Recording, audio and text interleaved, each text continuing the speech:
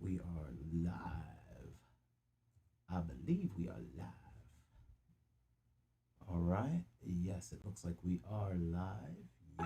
Yup. I am gonna have a short one today so that I can move on to other projects. But of course, I do have work this morning. What's going on, everyone? Just give me one moment. I am getting things in order right quick. If you are not able to see the screen right now, there is nothing there anyway but the logo. Just getting the link set up, get it out in the Discord. There we go. There's my URL. Just give me 1 second. Check it out now. The Funk Soul Brother. Make sure this is on mute. It is. All right. Boom. Boom. And in Discord, just put down this.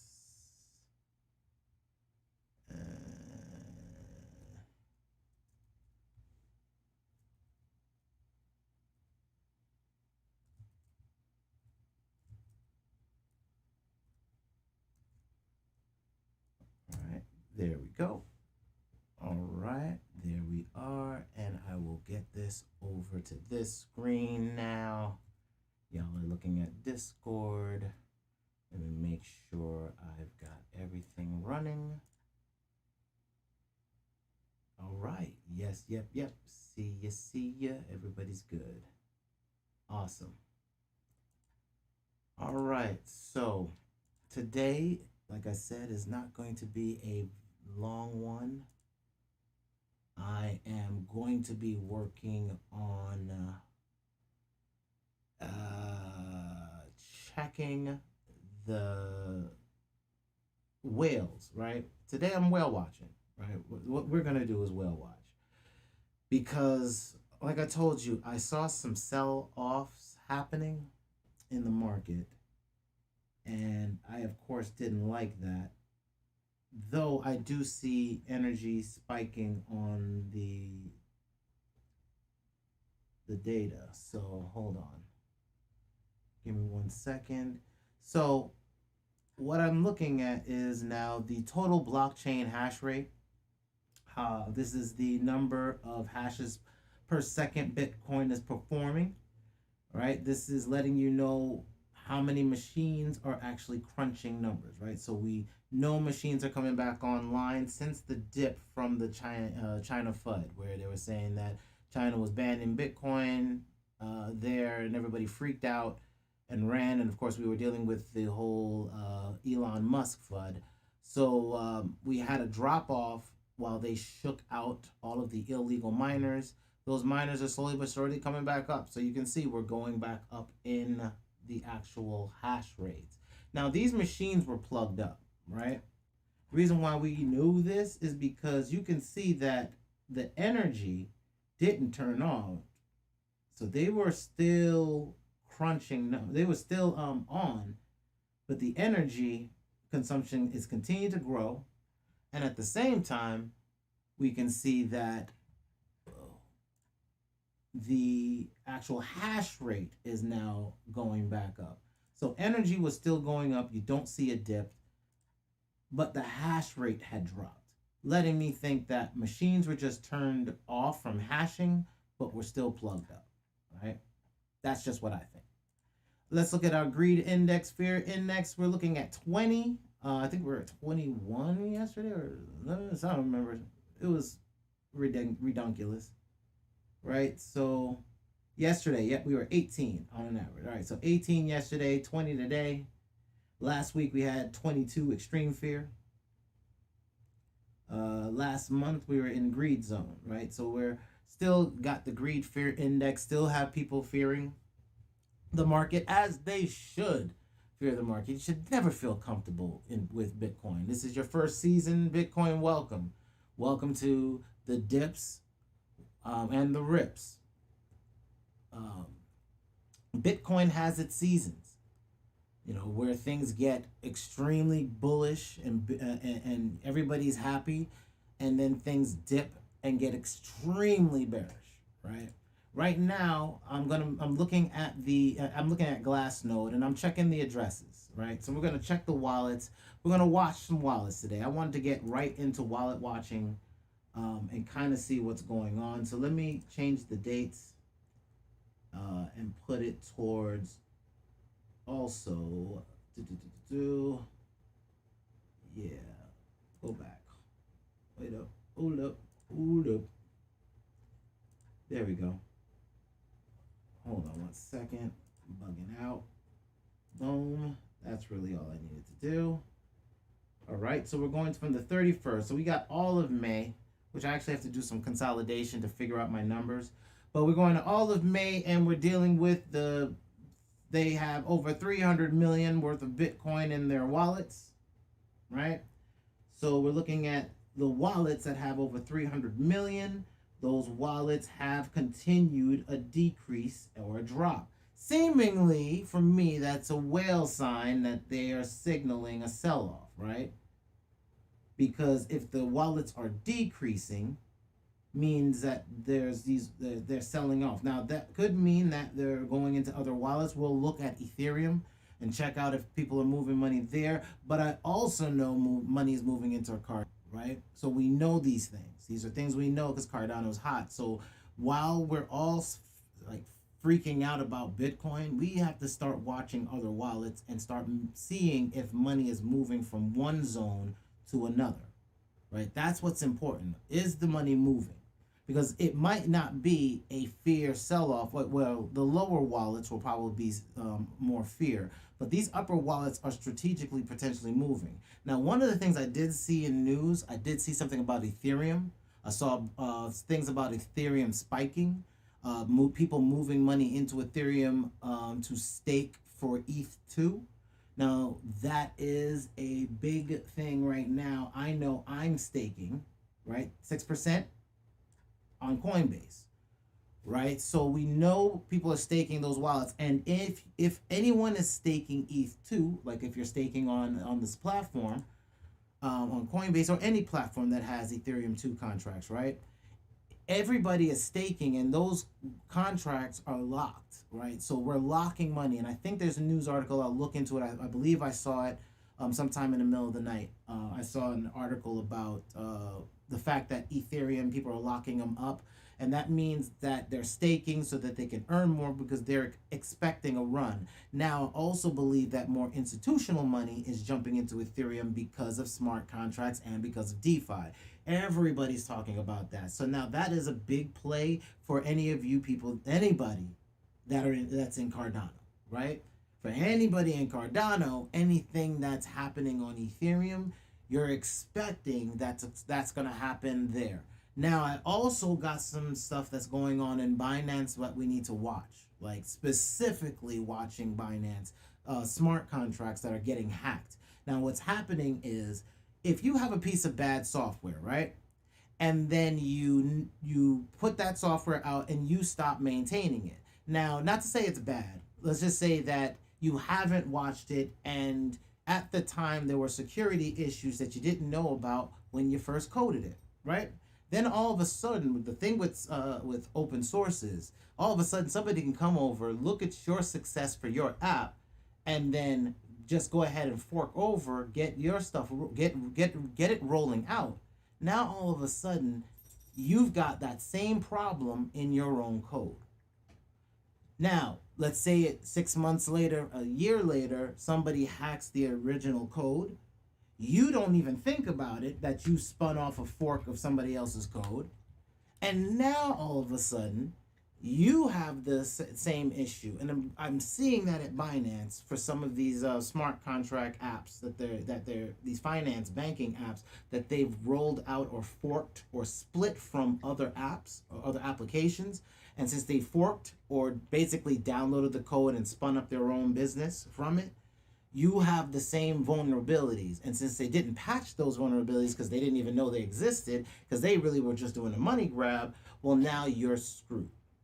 and you're having major hacks happening on Binance. So I'm watching Binance Coin. I'm watching Kucoin. These are coins that are exchange coins. I'm also looking at other exchanges, as far as other exchanges that are like, especially if any that might pop up on Cardano. Because remember, Ethereum contracts are being ported over to Cardano. So if those contracts have security holes before they get to Cardano, they'll still have those same security holes, right? So we're gonna, I at least my portfolio. No, this is not financial advice. My portfolio, my strategic portfolio strategy is going to be looking at the market and not betting on contracts themselves, but betting on infrastructure. I believe y'all are noticing that I'm talking about that a lot. One of the things you'll notice about my mind state on anything in business is I'm looking for the long term strategy play, never short term, right? Not speculating on the product, I'm speculating on an industry. Do I think the industry's moving a certain way? Where are they going to move to? And how do I start lining up some dots so that whenever the market kind of moves my way technologically, where having the technology and getting it in your hands, there's no longer you don't have to, somebody is always going to build software for you. As long as you keep putting it out in the atmosphere, your energy will always bring to you what you put out. I put out a lot of things. Like I want low code, no code automation, right? I want automation platforms. I want decentralized on decentralization. I want hosting decentralized. I want AWS decentralized. There are so many things I want that I now have to work harder for. Hold on, I think my internet is lagging a bit. Give me 1 second. Yep. My internet. Okay, there we go. Sorry, my internet was lagging. All right, so now what I'm looking for in these wallets right now, I see we have some dips happening in the 10K wallets. That's 10,000 Bitcoin. They're holding that much in their wallet, which is around $300 million, right? You've got the wallets with 1K balance in there. They're actually going up, right? So any wallets that are with a amount greater than 1,000 Bitcoin, physical Bitcoin in their wallet, that's going up again. So people might be accumulating. These addresses might be moving it into other options right now off of Bitcoin. It might be moving it into, you might have had some people moving into other currencies. We'll look. Addresses with 100 Bitcoin in their wallet are going up again, right? So it looks like we have buy-in at 100 Bitcoin in the wallet, buy-in at 1,000 Bitcoin in the wallet. I have some sell-off on the 10, but with more addresses with over 100 Bitcoin beginning to happen, that might have been a push into other wallets. We're accumulating into this zone now, which is a good thing, right? Balances with 1K are going up as well. With one Bitcoin are going up with as well. 0.1 Bitcoin is going up as well, and 0.01 Bitcoin is going down. Weekends, not worried about that, but they also could be moving into other situations where they're also accumulating in. So we just don't know. Addresses with a zero balance are starting to flatline out, and that's good because that means there's more and more balances starting to come back online, right? Let's check out the active addresses. We've got active addresses still declining a bit. Sending addresses are declining a bit. Receiving addresses are increasing. I'm going to think of this as pretty positive. I'm going to look at this in a positive light. We are still below the 200-day moving average, which puts us still in bear territory. We're going to keep an eye on that, and we're looking for any weakness. We've had 2 days of strength, and we're starting to see some weakness pulling us back down. But at the same time, I am still seeing some positive trends in the charts. I'm on the day chart right now. We're going to go down to the 3-minute because we're going to look at the quick charts, right? We're going to start from the present time. So around 3-minute time, we got negative sentiment, right? We're cutting into negative sentiment. And we're going to roll ourselves out by 10 minutes. We're in negative. 30 minutes.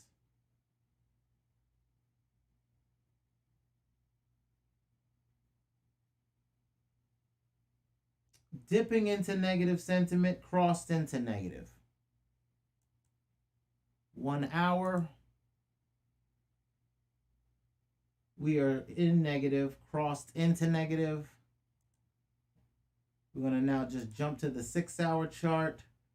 We're paralleling a bit on the green, paralleling on the green here, beginning to cross into red. 12 hours. We're floating, merging a little bit there on the wheel. And we go back to our day chart. We're crossing into red, merging into red, flatlining on our green. So we could see some weakness, but at the same time, we're going to look to see if there's any potential news that will bounce up. Because Bitcoin, like I said, needs some more legs. If we look on the week chart, right? Not the 2 week. Let's look on the week chart. We're looking at the week. We have this data here, which gives us enough support. We're building some more data here, and either we collapse down to the 28 level, which is a buy level, or we potentially continue to accumulate here because we don't break. We don't know. We're either going to get more deals, or we can still accumulate regardless of potential buy zone. Right? This is potential buy zone because we already see we have data that this is an accumulation spot. So we are still seemingly in an accumulation spot. So this is still good news, right? Because we have news that we're going to be breaking back out with on the calendar, as well as news that we should see some news that is good representations. I collected a few articles. So we're going to check right now and see what's on the calendar list. I am looking at Coin Market Calendar. Just overall, we've got some stellar news coming in for the network upgrade votes. Nothing major for that. Actually, we're just going to jump over to what's important, right? We don't really need to see all of the speculative stuff. We really want to know what's significant that's happening right now. And right now you've got something called Callisto doing cold staking on a version 2 hard fork. Don't know what Callisto is. It seemingly has some votes. So I'll take a look at that, see what it is. It might be interesting. Stellar's doing a network upgrade vote. That seems significant. Gift to mobile wallet. Gifting apps, I'm not too sure about because you can just gift money. So why do I need a whole coin to gift with if I have the cryptocurrency to just gift you?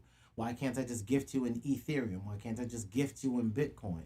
Does it make sense? Like PayPal, right? You don't see any other PayPal specifically for gifting, right?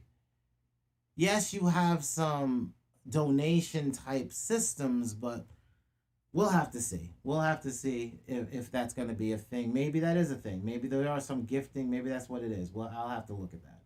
That might be a thing. Aragon, I see that name around, and evidently there's a platform launch.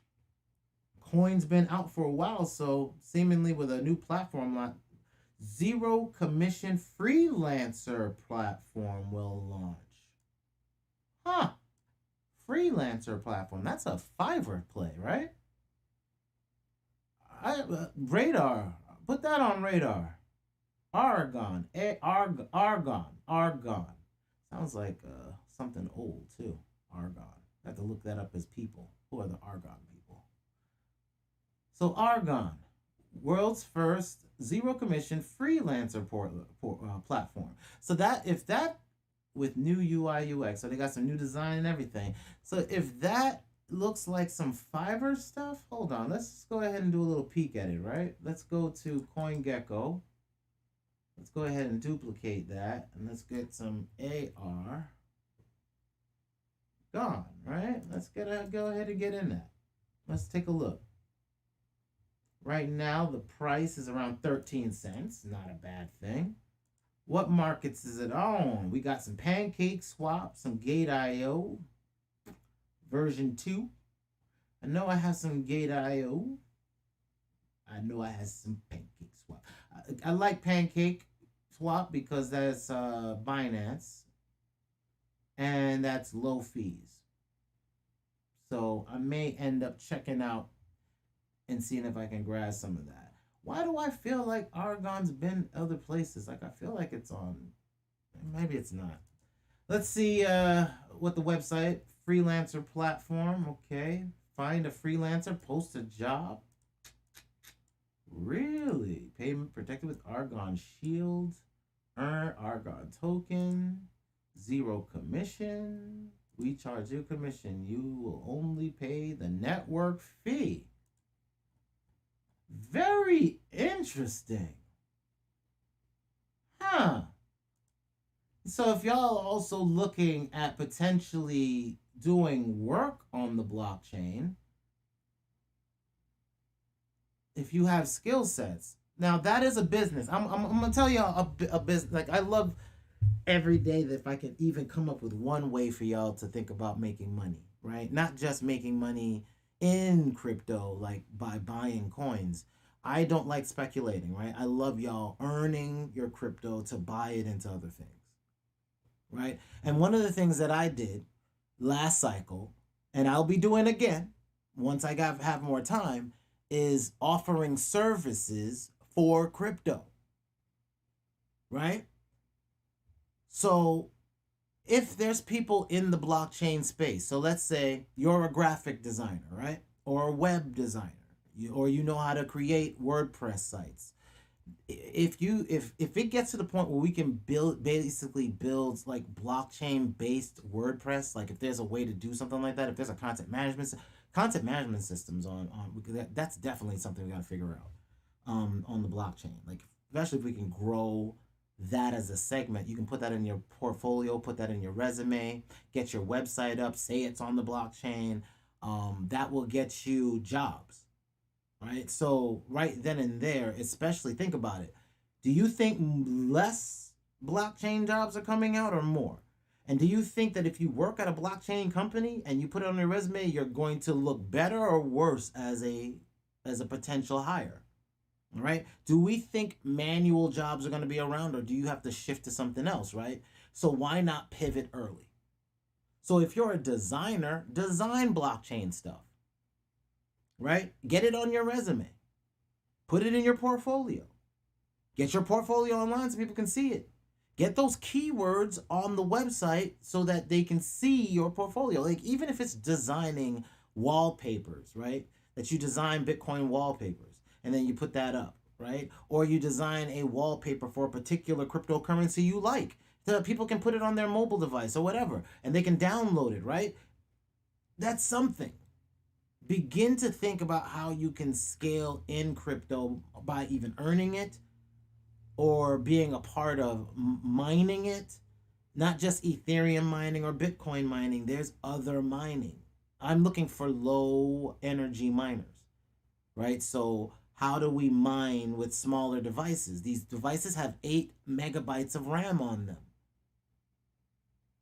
right? Or 8 gigabytes of RAM, excuse me.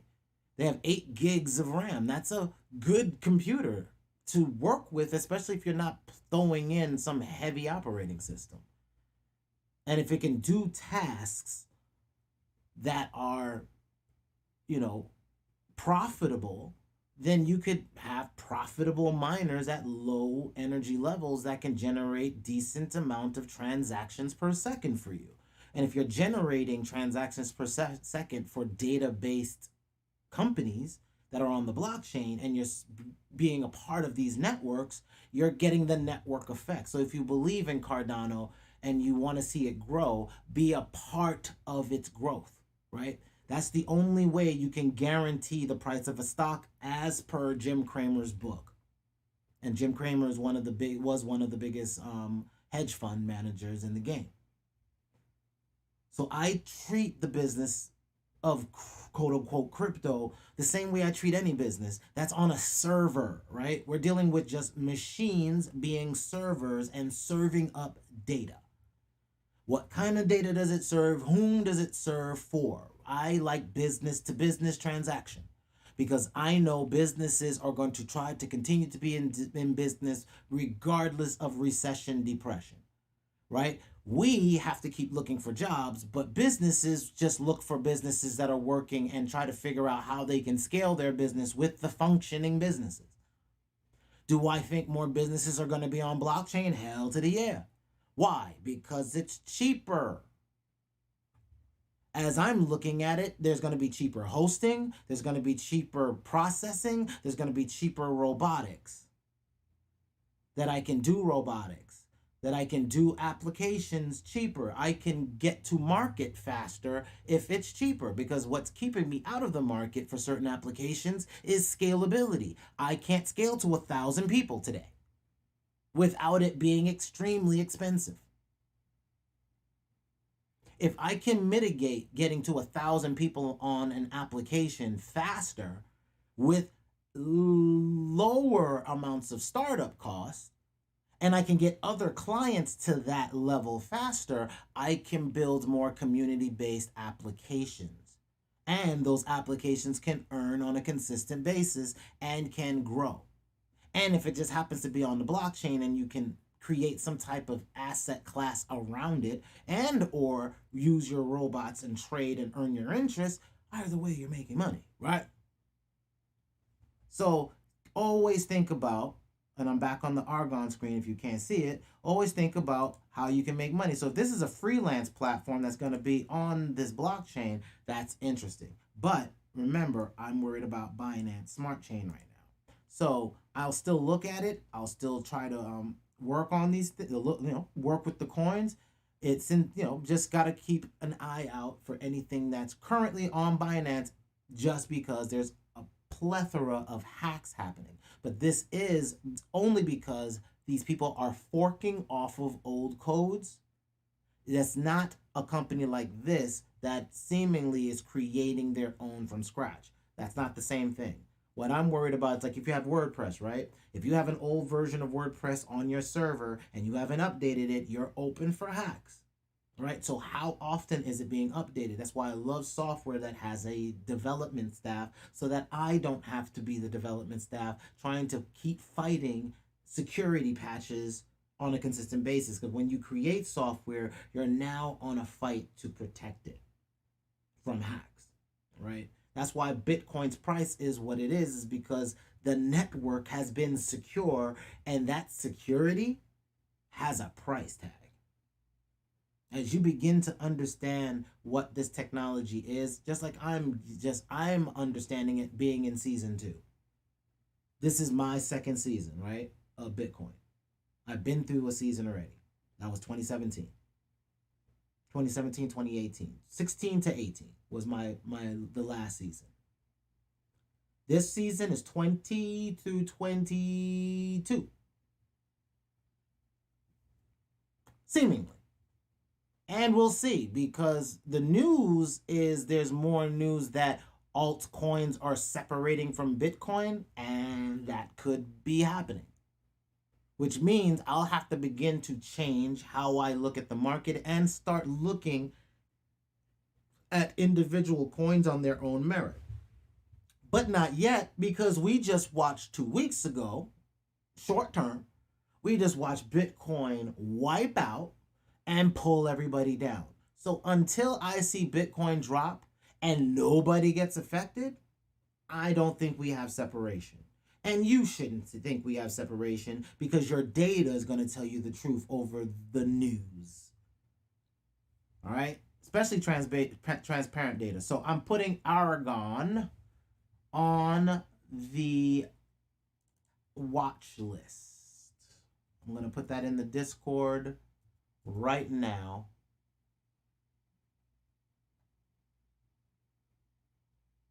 All right, here we go. In here, and I'm going to say notes, Notes.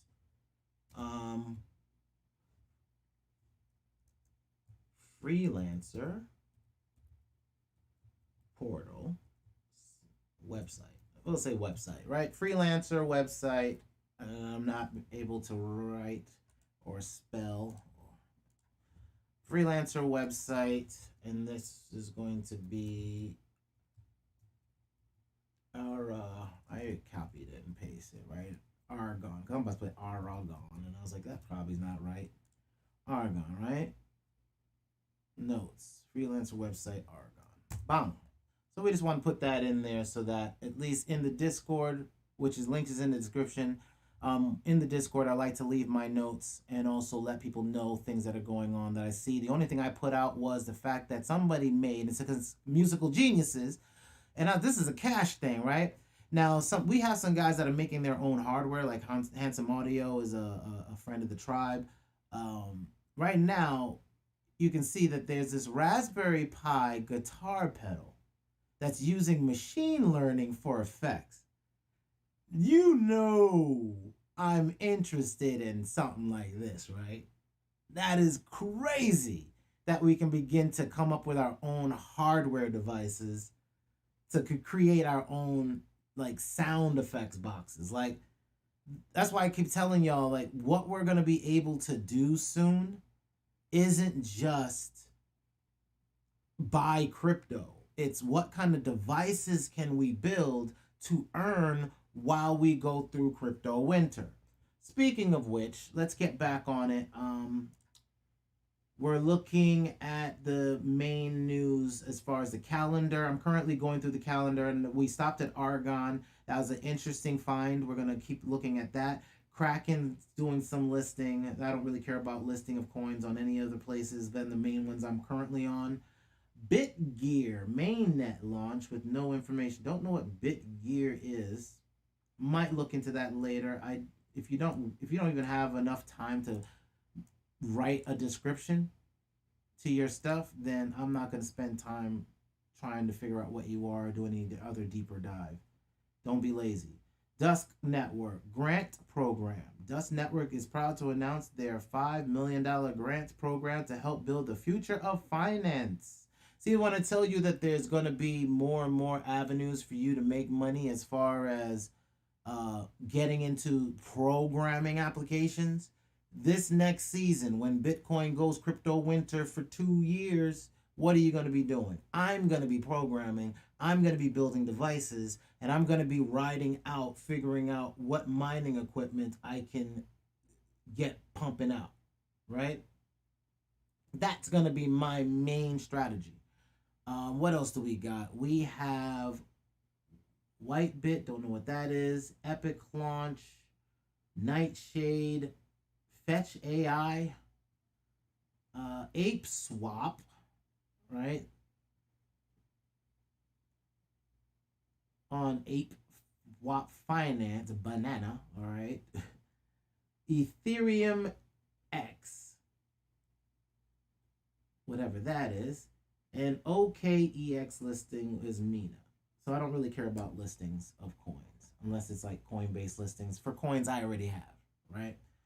Let's look at the news. Let's get into it. Right. Where did we leave off yesterday? I left off when we were talking about blockchain and NFTs are turning gamers into investors. Now, business for the future is thinking about products, digital products for games and gamers, right? Cars, assets, weaponry, animation, clothing, DJs, like being able to do DJ sets, clubs, all of this stuff I have in Discord, right here. You scroll up, all the way up, right here. Under CryptoPlunder, ToxicThoughts, episode 9, right? I left my notes. Still looking at decentralized data, meaning the storage of data on the blockchain is going to be big and is big because how do apps work? They need databases, they need data. And they're going to need on-chain and off-chain data to connect to, right? Robots talking to robots, filling orders for humans, or filling orders for other robots. What's that going to look like on the blockchain, right? Key industries for decentralization: storage, right? Putting files down, hosting, putting files on a machine and hosting websites, hosting applications, being able to execute applications. So we're looking at what AWS or Lambda, or being able to do Lambda triggers or small applications, or decentralized, or not decentralized, what's the word I'm looking, node-based or encapsulated apps, right? Where they just spin up something, do something, disappear. So you can scale when they're microtransactions. So it's really coding your applications to be on a microtransactional level. So application execution, video playback and streaming, that we found to be like this. This is what put us into that thought process with ThetaCoin, right? Which is a video platform. So what other platforms are going to be doing that? YouTube, Facebook, Instagram, Twitter, a video on anything like that, or being able to share video on any of these platforms from a decentralized platform that's able to stream as if it's Facebook, but you earn for every time somebody plays your video, or the storage of your content, right? So there's plenty of plays here once we get moving. Gaming assets. This is going to be the biggest sector. I think that this is the biggest sector when we go to crypto winter. I think if you get into this sector right here, gaming assets, I believe that's going to be where you make the most amount of money. Why? Do you not think that people are going to want clothing if they're in games? Like, you play Grand Theft Auto, right? When you play Grand Theft Auto, what are you forced to do, right? Go shopping, da da da. When you go play NBA and you play the NBA Live, you play the season thing. What do you got to dress up, do all this other stuff? When people go into virtual worlds, I can tell you from being in one, I know exactly what's coming because this has already happened. And the difference is, this time it's going to be with a cryptocurrency that is over the US dollar. The last time it was with a digital currency, is what they were calling it when I was doing it in Second Life. It was with a digital currency that was 266 in-world dollars lower than the fiat dollar, right? So it was like working from a small country. Like my 200 and something dollars to $1 US. That's how it was. So I think that your gaming assets, right? I believe that gaming assets, so clothing, cars, planes, ships meaning boats in water. It could be ships like hovercrafts, driving games, things of that nature that are in world, like Mario Kart. Like, think if you could build in like you get into a virtual world. That virtual world has a quote unquote programming language, or it uses things like Unreal so that you can kind of build the game in a game and then just port it over, which is going to be what's going to end up happening, right? You're going to build your game once, you're going to port it to multiple other games. No different than an Xbox, PlayStation. And they're already saying right now with 5G, and I saw this in another a business blog, that with 5G, in the real world, 5G regular businesses are already talking about that 5G is going to destroy the regular hardware-based gaming industry. Why? Because if I have a tablet or a mobile device, right, that's rendering everything in the cloud, so I don't have to worry about really the hardware on my device, which you're seeing hardware online rendering for like Microsoft gaming and stream gaming and all this other stuff, right? Twitch gaming and all that, all these Amazon, everybody's building their platform so that the game is really rendering in cloud, right? Now, what happens when you become the infrastructure for that to happen? What happens if you become the rendering engine for that to happen?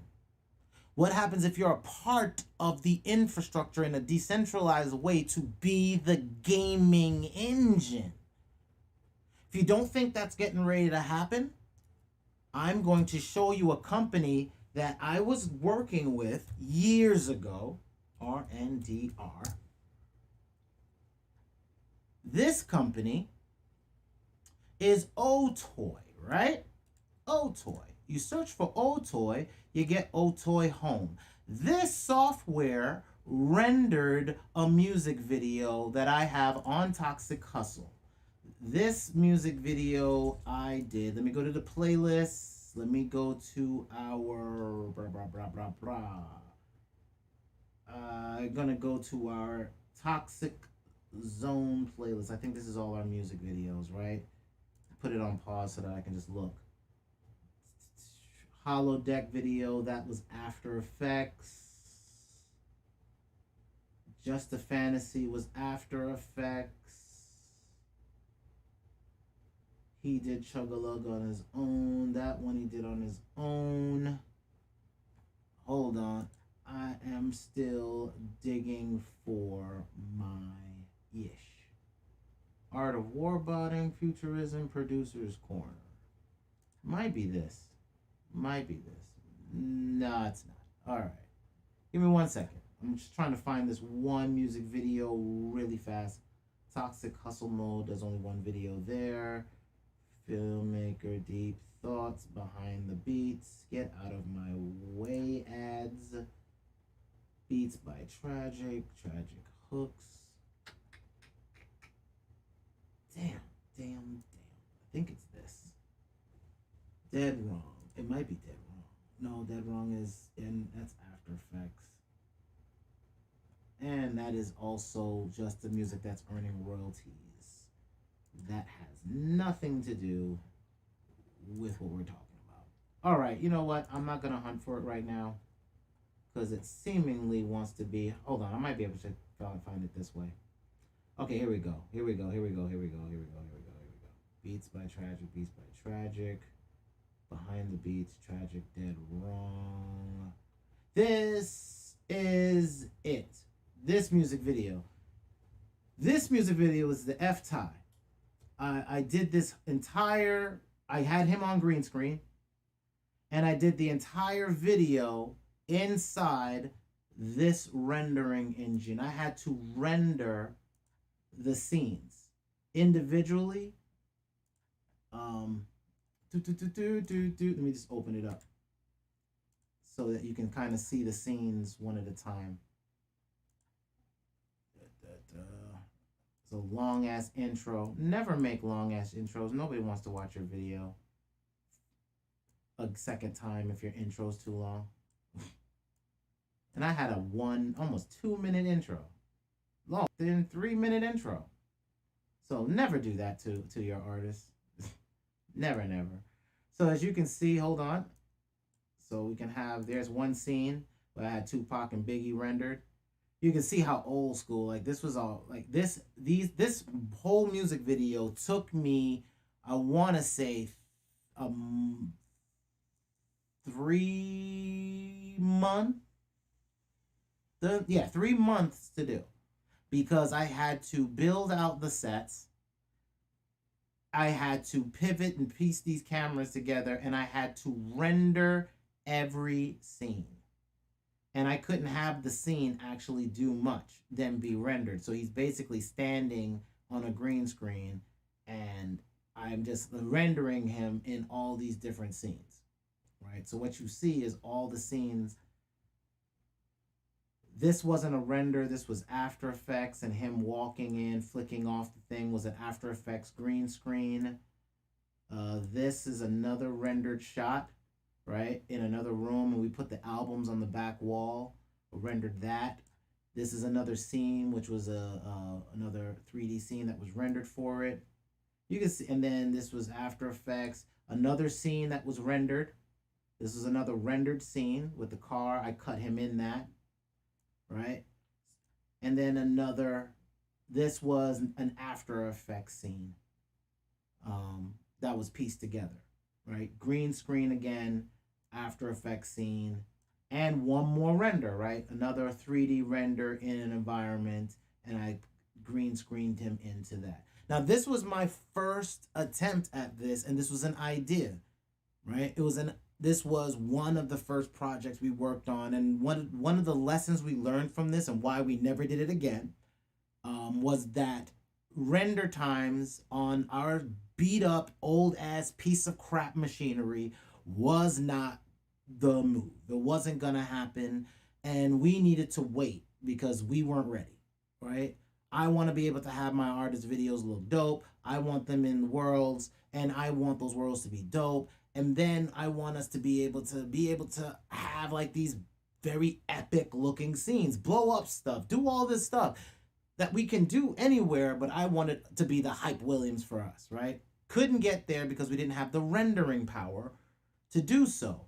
Enter, I found out about this, that the company that helped me render all these scenes, and they're getting better and better and better, created a coin that you can basically set up rendering GPU-based software solutions that aid the creation of digital content. Do you not think that that's going to be a huge-ass business? To render scenes for movies, for television series online? What if you can become the architecture or the infrastructure for a brand new media business, i.e., hence Toxic Hustle Media? Hence me saying back here from the last cycle, from the last crypto cycle when everything's falling apart, my last video was building a media empire isn't easy. That's exactly why I said it. Because I realized rendering still wasn't ready. Because I was doing rendering for clients. I was working on other client projects like this project here, right? Doing stuff for clients. I made a video commercial for their YouTube, and they were going to put it on LinkedIn. So I made them an animation explainer video. And, you know, as you're growing your business, your media business, you're waiting on clients. And sometimes clients are not paying. Same thing with websites. So same thing with development. Like I could have development projects that take 3 months to do, and we're only getting say four grand or $3,000 for the entire project, right? Your bills are the same every single month, but you're locked into one client for $3,000, and he takes 3 months to do. Your income is now only really $1,000 a month, but you still have the same amount of bills to deal with, and you had no time to work with another client.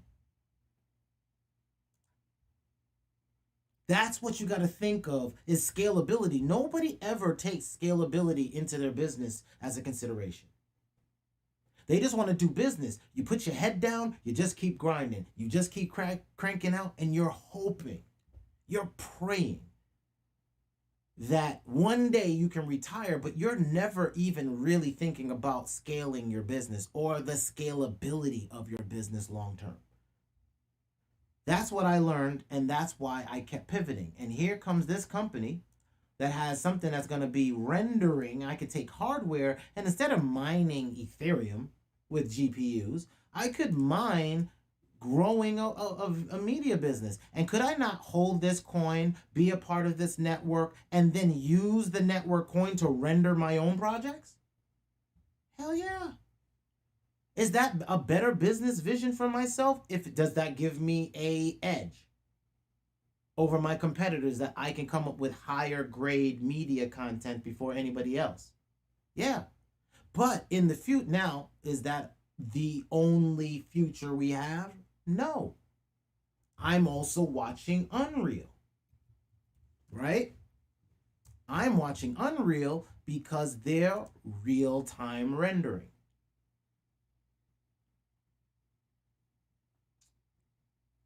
Hold on one second.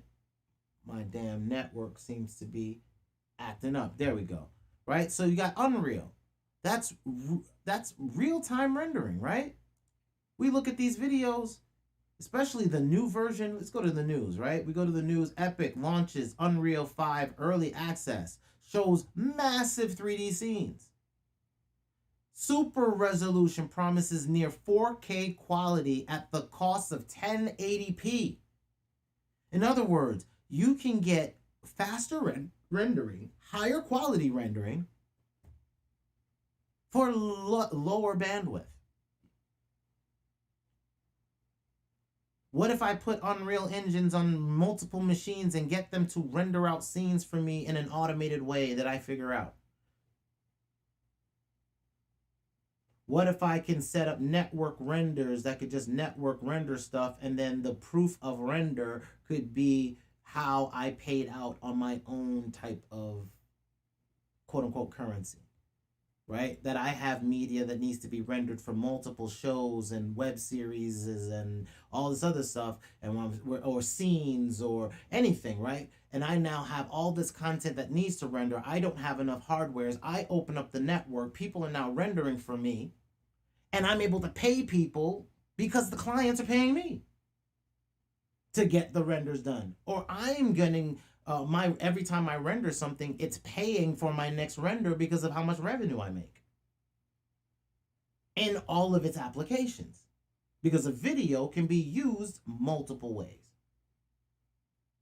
especially on the blockchain now with NFTs, right? So how can we take other technology and leverage it in the crypto space? That's what you're trying to figure out long term. And that's how you survive crypto winter. So if we are beginning that now, which I don't believe we are, we saw the news, there's a lot of things happening in June, July, we know this. A lot of new things. Cardano's is going crazy. Ethereum's about to go crazy. Bitcoin's about to go crazy. Remember, hundreds of banks will be getting Bitcoin on their books June, July, August. We will have more announcements. All you're going to have to, you know what you have to, only thing you have to wait for? Earnings. Starting from here on out. Just wait for earnings calls. That's every quarter, right? So that'll be January, February, March, right? March. April, May, June. So we should have a June, right around now this month, we should start getting earnings, right? July, August, September, right? September, October, November, December. December. So we should have earnings coming up and this month through next month. Earnings will come out, and we're just waiting to hear more and more people say they got Bitcoin on their books and they're profitable because they bought it earlier in the season, or they bought this dip, and if it jumps up, you definitely know in July, August, you're going to hear a crap load of people talking about Bitcoin was on their books and they made a crap load of money from it. That is not a guesstimate. That has happened, and from the last happening all the way down here has happened before. Halvenings have shoot ups, and we don't know how high the shoot up goes right now. If it goes to Bitcoin winter, y'all know I'm happy. We throw on sideways, which we'll be looking at the bots in a second after we go through the news. So we throw bots on sideways patterns, right? So sideways is this. So the minute we have any issues, and if we're at the top, which I don't believe, because I have a forecast of about 100,000 for this cycle. I'm sticking to my forecast for myself. Please don't follow anything I'm saying. Use your own judgment for your own portfolios. You're your own portfolio managers. For my portfolio, I'm just looking at holding as well as accumulation through bots, buying into assets that I like long-term for crypto winter building applications. Through this next crypto winter that comes at the end of this run, I want this long period of time of a year and change. I want to build applications through this time so that when the next Bitcoin run up happens, I'm in play business-wise with data, products, services, because by then you're looking at retail time. That you're looking at becoming, this is an industry thing now, that the industry's beginning to go mainstream. That's what I'm looking for.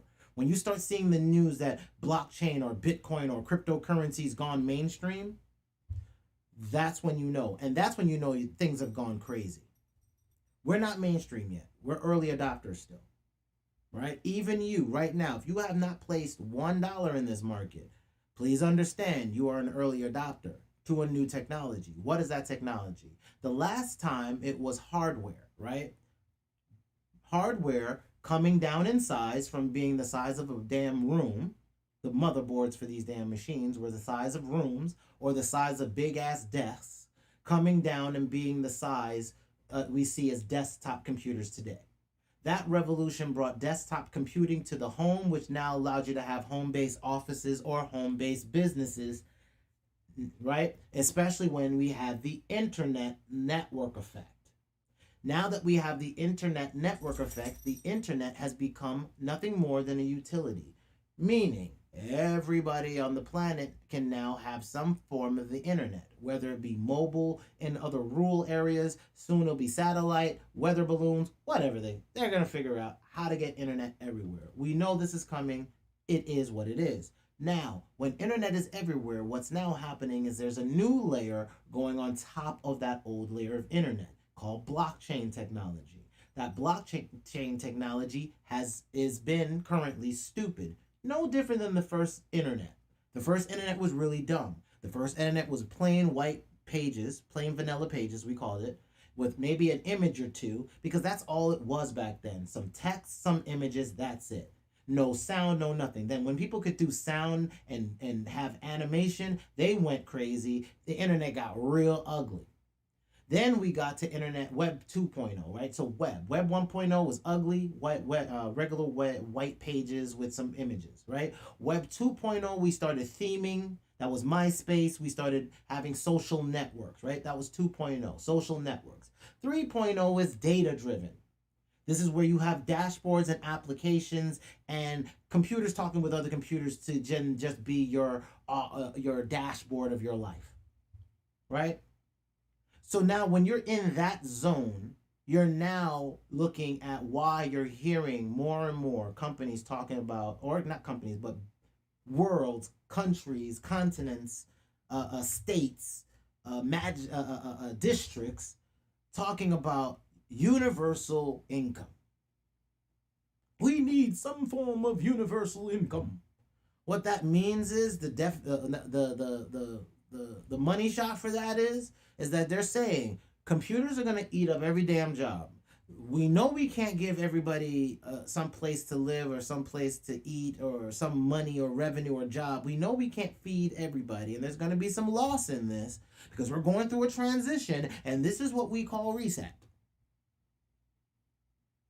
We go through resets. Minor ones, recessions, depressions, or major ones, which will then be catastrophic cataclysms, right? That's like total shutdowns or whatever. Do I believe computers can be shut down? Of course they can. That's what's called electromagnetic pulses. The sun could knock off the grid. Done it before. Knock off electric grids, knock out computer systems. No problem. That's what they do. So, yes, you can have catastrophic collapse of, say, the internet that could cause catastrophic collapse of everything on top of that data, right? But that's been the problem, period, since the internet's been in existence. So far, we've been chugging along. So I don't think that we have any problems continuing to chug along with this data-driven business model, right? Do we see more businesses closing, physical analog businesses closing, and more digital-based businesses opening up? Yup. Do you see more people becoming entrepreneurs or looking for jobs? They're becoming entrepreneurs. Point blank. Do you have less competition in the digital front or more? More. So what do you have to do? Be where your enemies are not. Is your enemy in blockchain yet? Nope. Do they have that? Do they have blockchain on their resume? Nope. Can you put blockchain on your resume? Heck to the yeah, you can. Do you have any service skills that are in blockchain right now that are necessary, like graphics? Hell, even in music, you could score a game that happens to be on the blockchain needing audio. And you can create a license agreement for that by getting paid in crypto. There you go, money. Right? I want to find you as much as I can. Like I told you, this is not me kumbayaing trying to like say that we can all make it. Yay, yay, yay. It's no. In the future, I'm going to have businesses that are going to need investment money. So I need everybody to make their money now. Like I am, so that you're prepared. There's a business reason I'm doing. That's why I'm a strategy officer, CSO. All of you need to be strategy officers. And all of you need to be chiefs, right? They love to say chief executive officer, chief financial officer. Notice the first word is chief. Who are chiefs? Your culture. So what are you doing to shore up the financial culture for your family? Chief strategy officer. That's what you are. So it's now time to start figuring out how you prepare for these longer sessions. And they may not be as long. We may not have as long as a session or long as a winter next time. We could be breaking up from Bitcoin and not be tied to it next time. It could be just about the coins or the worlds that we are working in that's earning revenue, and we're no longer caring about what Bitcoin does. So let's look at this news, right? Again, gaming NFTs. Big thing. Commercial bank is launching a crypto token. Another big thing to think about is tokened banks, right? We can't buy stocks, but we can buy tokens. Ready, prove that. What if we can now tokenize successful internet banks that happen to be blockchain based? Right? Right. What if we can now fund decentralized banks for decentralized banking? Take all the rules of an efficient banking structure, the way it's supposed to run, put it in contracts, program it basically, right? And since it's on the blockchain, it can't be changed unless there's consensus. So you would have a true community bank making community banking decisions. Would that not disrupt the banking industry from within? And you don't think that a bank's going to start doing that? These smaller banks that want a competitive edge? You don't think that they're going to be investing in blockchain and having all these blockchain-based assets, physical infrastructure assets that's going to be playing in the next 10 years? Infrastructure. Bitcoin or crypto, blockchain, whatever you want to call it. Blockchain tech is still in its infancy, and it needs infrastructure for scaling. What is the scaling solutions to help get there? How do we get websites running on blockchain? Who's doing it? How do we build faster, cheaper websites? How do we build faster, cheaper applications? How can I get to market faster? Because right now, I can't do it. But I know in the future, because of this tech, I will. So who's going to get me there? How can I invest in it now? How can I stake it or be part of the system so I can earn with it? Then leverage those earnings to be able to launch and jumpstart my applications and my businesses. So commercial banks launching tokens, great. That means we're heading into that direction. Start looking for that on chain. Start finding out where other people are doing this and how somebody's scared. They know it's coming. Bitcoin of great concern, Ireland Central Bank official warns. So what? What you gonna do? It's decentralized. It can be forked. It can have new IPs. Those IPs can be hidden. You could be VPN'd. You could be channeled through a VPN, through a cryptocurrency, through a blockchain, through another blockchain, through another tunnel. How are you going to stop people from something you can't stop? You can't stop BitTorrent. Peer-to-peer networks, you still can't stop a peer-to-peer network to this day. Especially if it's not centralized, like most of these cryptocurrencies are. Soon, some 14-year-old's gonna code something that's gonna blow their minds. Think it ain't gonna happen? It happens every cycle. Every 20 years, some hotshot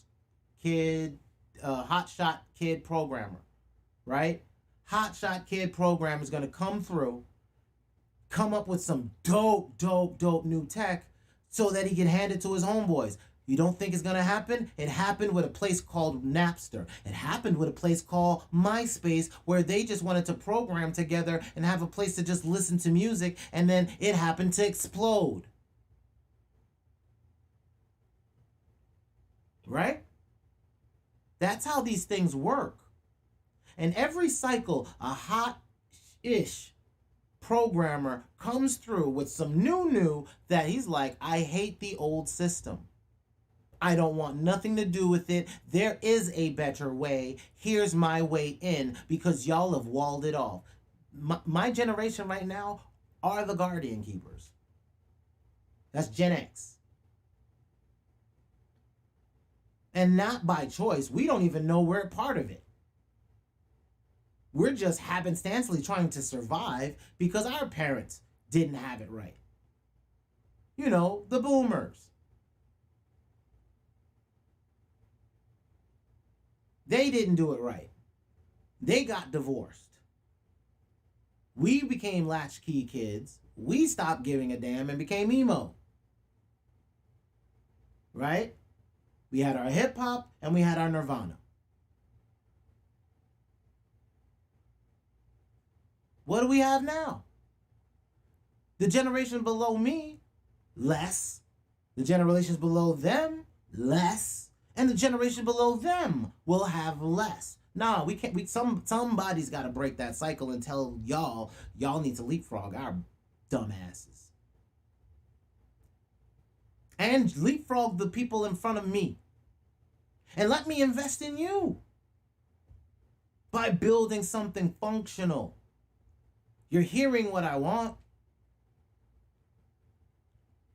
I'm telling you my thoughts. Regulators, back to the news. U.S. regulators must collaborate on regulatory perimeter for crypto. They want to put a regulatory perimeter. They want to lasso up some regulation on blockchain and Bitcoin tech. Good luck. I know you can do it over time. They proved it. It's called the internet. It took them, it's just about locked down now. It was so free. Like, nobody knew who you were when you logged on. Your data wasn't stored longer than maybe 3 days. If you were like on the internet, maybe you were on a computer for like 3 or 4 days and then they had to dump you because nobody wanted to store that data long. Data disappeared fast. Now, data is going to be living forever, especially when it gets to blockchain, right? Data is going to live forever. Things that we hate about our lives that got leaked from our lives will never disappear now. There'll be no way to remove them. Right? Just like there is not now. Just when you delete something, it gets right back up, right? So we have to look and realize that there will be some regulations that start to stifle some things, but it's going to be hard to stifle international programmers. Remember, these are international programmers, and Vitalik used to work with Bitcoin, and Vitalik, when he was a young dude, started Ethereum. Look how old Vitalik is now, right? And realize he started in his teens. He's one of those kids I'm talking about. Ethereum's lead programmer, Vitalik Buterin. Right? So you have to look at that and realize you can't go in your head thinking conspiracy theory, because you have to know the truth. There was nothing like Facebook before. Nobody ever would let Facebook in to disrupt their media industry, and Facebook still got here. Still got on the market and still disrupted the old guard. You now have Facebook being a television network, right? Is it not the Smith Family a series? Do they not have commercials on primetime spots on regular cable, right?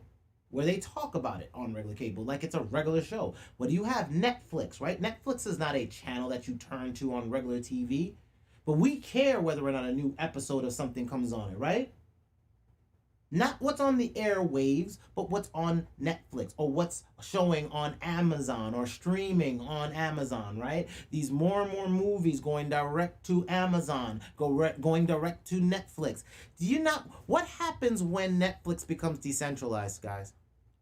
Is it not storage, right? Is it not video streaming, right?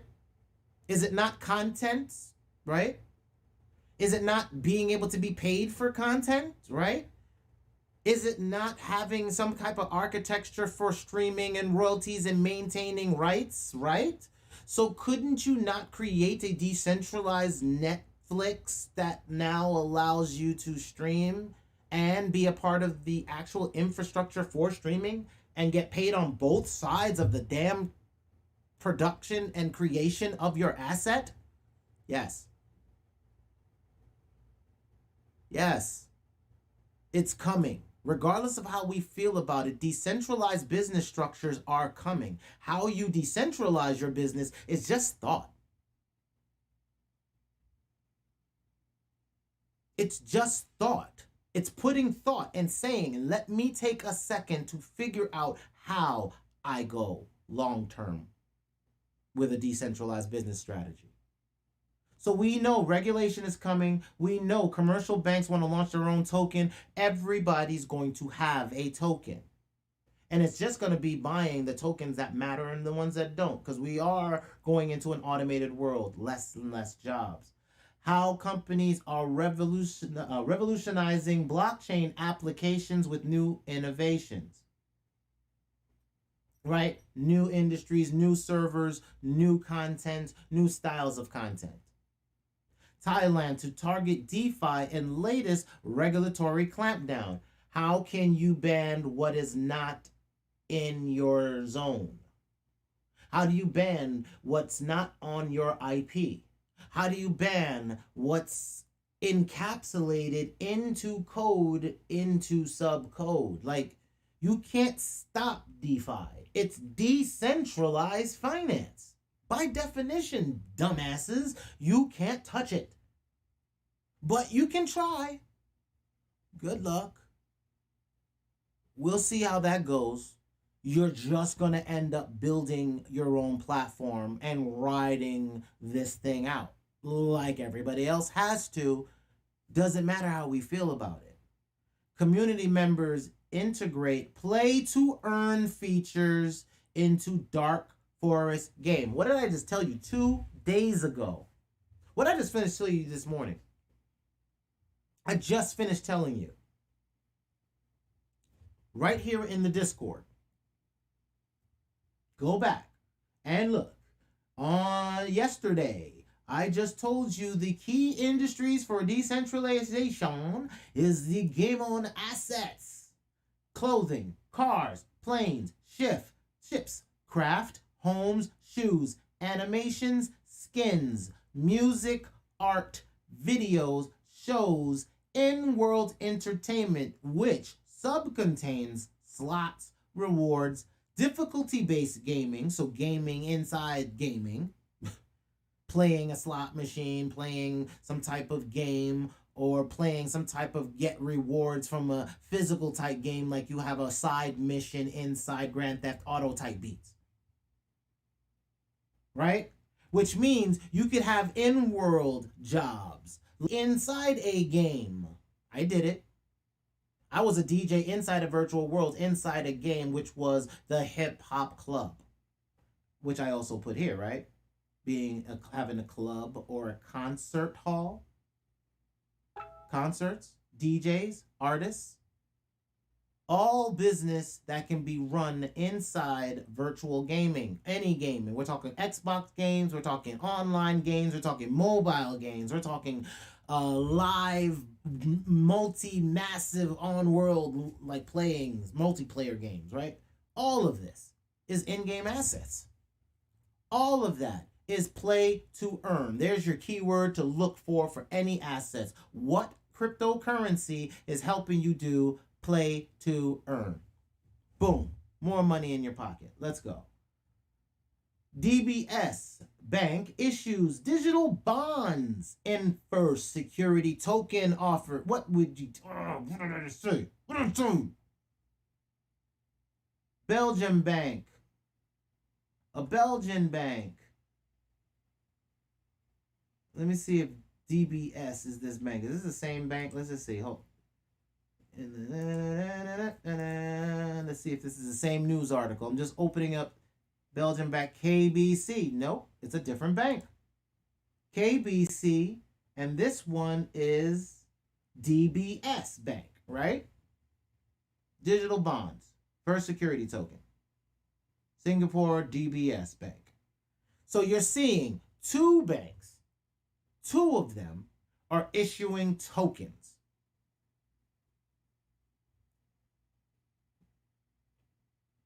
Told you, more and more are doing it.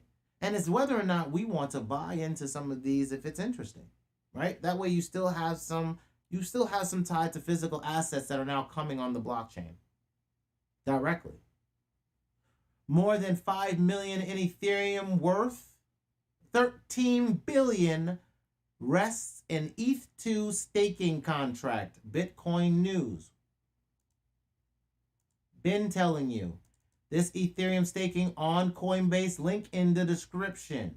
If you're not earning with your crypto, don't just buy Ethereum and speculate. You can buy Ethereum from Coinbase, again, link in description, and stake it, locking it in the contract till it opens up. I believe it's going to be in like 3 or 4 months. Locking it in contract, but letting it ride out and earn 6%. Is your bank giving you 6% APY? If it's not, what are you waiting for? That alone. If your bank is not giving you 6%, and that 6% that you're gaining is compounding, earning more interest on itself, there's a power of compounding. If you're not getting 6% on top of the 6% and compounding your interest, what are you doing? What is your money doing? Let it just sit and earn. Do you think that more and more applications are going to go on Ethereum? Yes or no? Do you think that when Ethereum has the next upgrade and they're going to be burning ETH, that makes ETH scarce, and that scarcity is going to grow the value of Ethereum over the long term? Yes or no? If you believe that because that's part of business, or you believe that's part of business, do you think then ETH will be worth more money? If you then believe ETH is going to be worth more money, would you then stake more?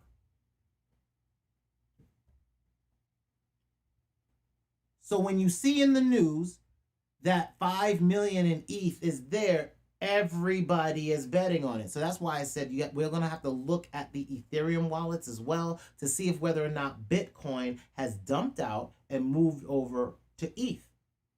Because ETH might become the next new. If there's a flippening and they control the market, ETH will control the waters in time. Bitcoin is slow to grow and Bitcoin is slow to upgrade. It's software. At the end of the day, Bitcoin is software. If you don't know nothing else, understand that Bitcoin is just software on a machine, no different than if you go to GoDaddy.com, that GoDaddy and you getting a website is nothing more than free code on a machine. That it's a machine that has Apache and PHP and WordPress. They're all free.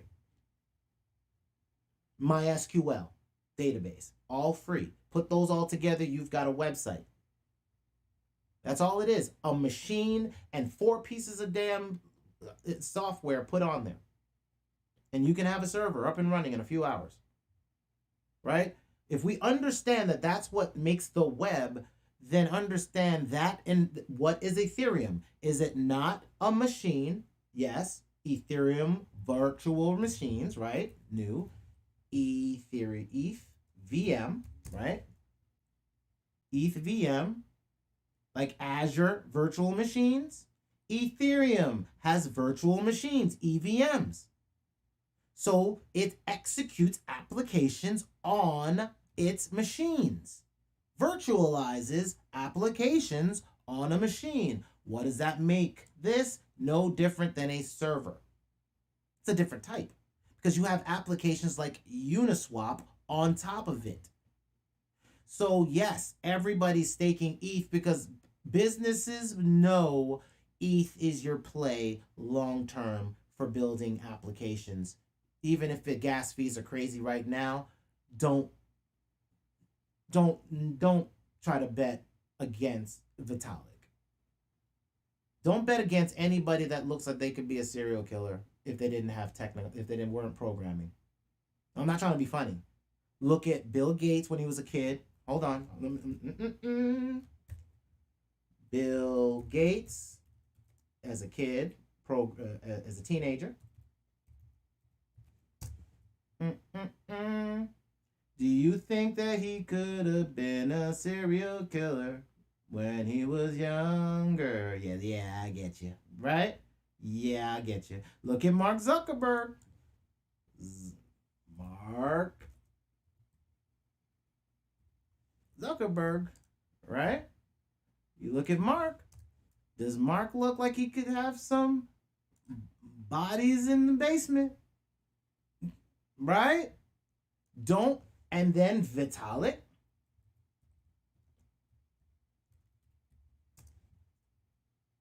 Never bet against anybody that looks like tech is the only thing keeping him from being at the top of that thing talking about put the lotion in the basket. Put the lotion in the basket. Right?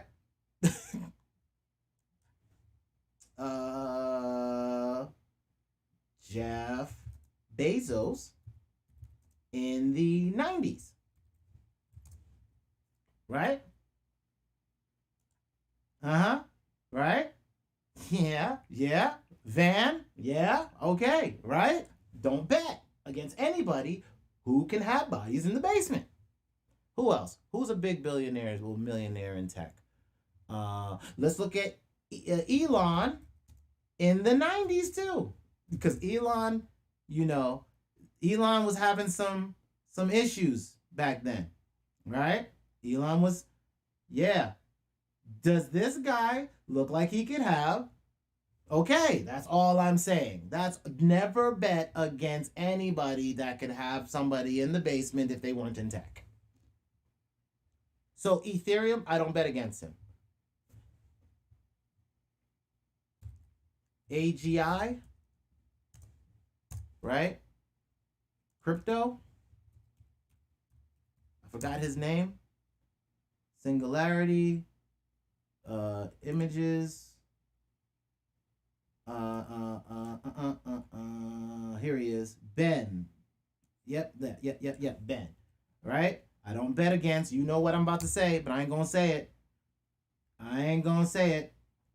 Anybody that looks that they could have somebody's in, put the lotion in the basket. Right? Don't bet against them. Do not. So Ethereum, I'm not gonna bet against Vitalik doing what he's doing. Like I bet against Facebook when they went and got live, right? I was like, I'm gonna short this crap. That thing ain't going nowhere. He's not gonna do mobile. Okay, boom, I was wrong. So when Facebook was $14 damn a share, I could have bought in at $14 a share. Did I buy? No, I bet against what I know. What is the current Facebook stock price? Stock price, right? What's the current Facebook stock price? Boom. I could have got it at $14 a share.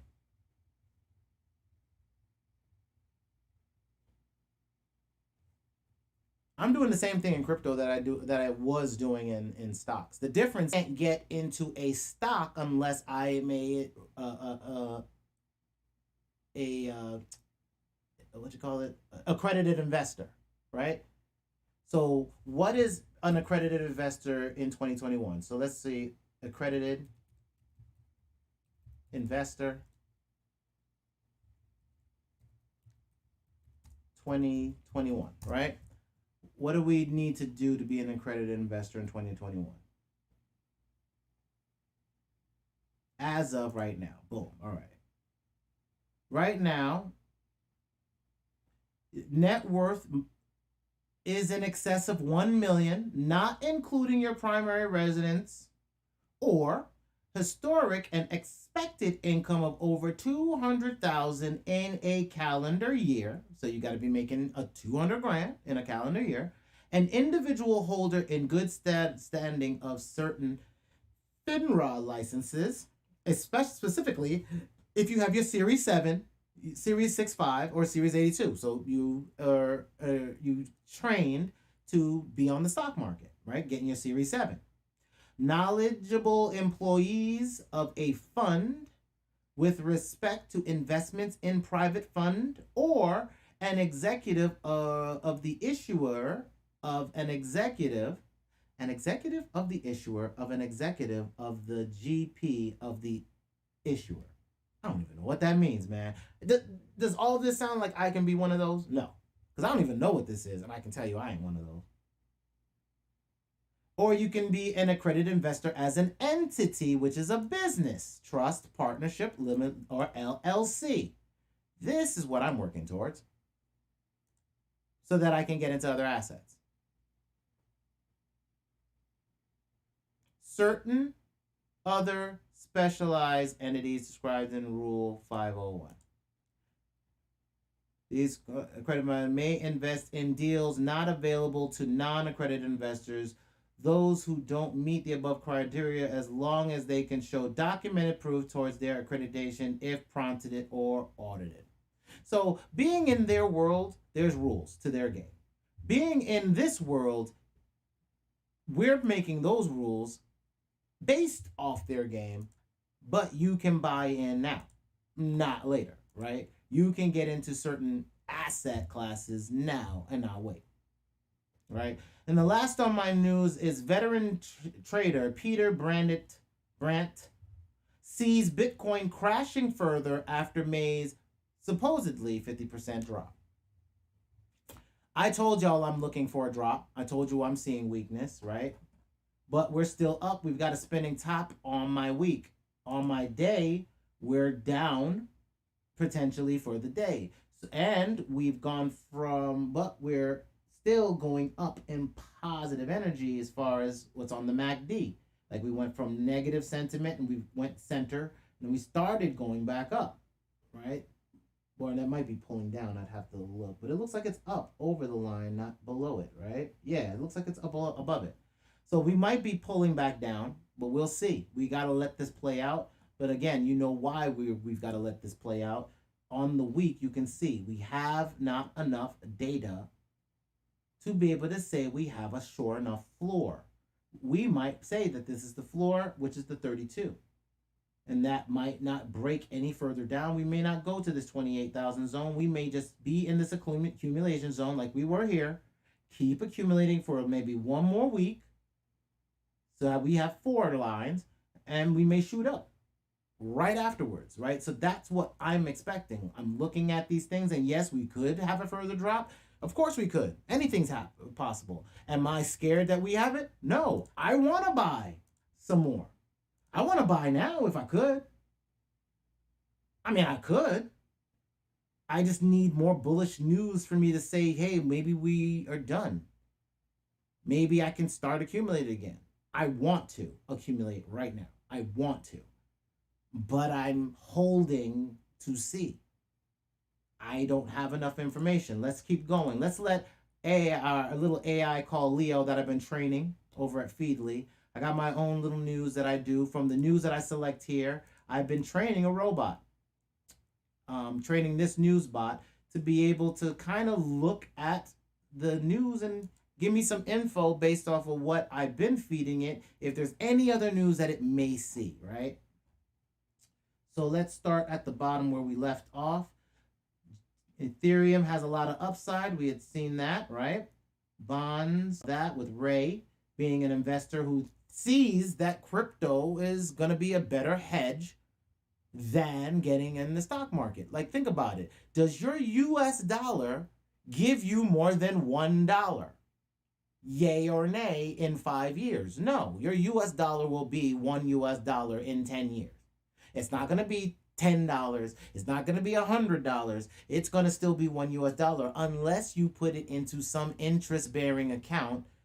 And we're going closer to negative interest rates. So that's not going to happen. Where else are you going to get higher than 1%? Coinbase, or staking it yourself, or mining it yourself, right? So of course they're going to come over this side because it's the only appreciating asset, because digital is more important than physical right now, no matter how we feel about it. Digital is more important. Gold is what price? Bitcoin is what price? Gold's price is lower than Bitcoin's, meaning Bitcoin is worth more than gold. Plain and simple, right? Right. Okay. Moving on. Will crypto competitors surpass Bitcoin? Of course they will in time. But Bitcoin still controls the pool. It controls the ocean. It controls the tides. All pairs trade Bitcoin, right? All pairs, all cryptos, right? All of them have a trading pair, and that trading pair is in Bitcoin for the most part. Every single coin you see on the market will trade Bitcoin, as well as USDT, US dollar tether, or USDC, US dollar coin from Circle, right? Or you can use Bitcoin or Ethereum as your trading pair. So we know that in some time, Bitcoin will be eclipsed by something else. But right now, it controls the water. So we keep watching it in our charts. Top analyst says 2 altcoins. I'm not worried about that. We already looked at that. That was yesterday. Brazilians, we talked about that yesterday. We talked about Yellen yesterday. Okay, here we go. Ripple, we talked about Ripple yesterday, right? Or Ripple intends to go public after the lawsuit. Yes. So I'm holding bags in Ripple. I'm expecting them to go up. Bitcoin will surge 500% this year as a tsunami of cash comes back to crypto. I'm expecting, oh, that's fire. Oh, yeah, Max Kaiser. Yes, we saw that yesterday. Central banks adding crypto. We just saw that today. These are the news from yesterday. I'm just recapping. Tokenization in Europe, the current state and future outlook, what we talked about. More banks are going to tokenize. We'll be able to buy those tokens, and then we'll earn on the backside of these bags. Pause, right? We will. Okay, let's go. OKEX team comes together to answer a few questions about the crypto market. Don't care. Kusama, we saw that yesterday. Yes, data-driven coins will be doing well. Home crypto mining, we saw that. Crypto spiking. Okay, California Department of Justice is cracking down on illegal Bitcoin ATMs. We talked about that already. We talked about the fact that Bitcoin SEC is charging BitConnect, these people from BitConnect. If you don't know, last season, in 2016 to 2018 season, we had a Ponzi scheme, which is basically fraudulent trading happened. They said it was a cryptocurrency that said they had a trading robot. I came up and said, hey, wait a minute, let me go back here. BitConnect. I was like, well, how the heck are they doing it? I started looking at it.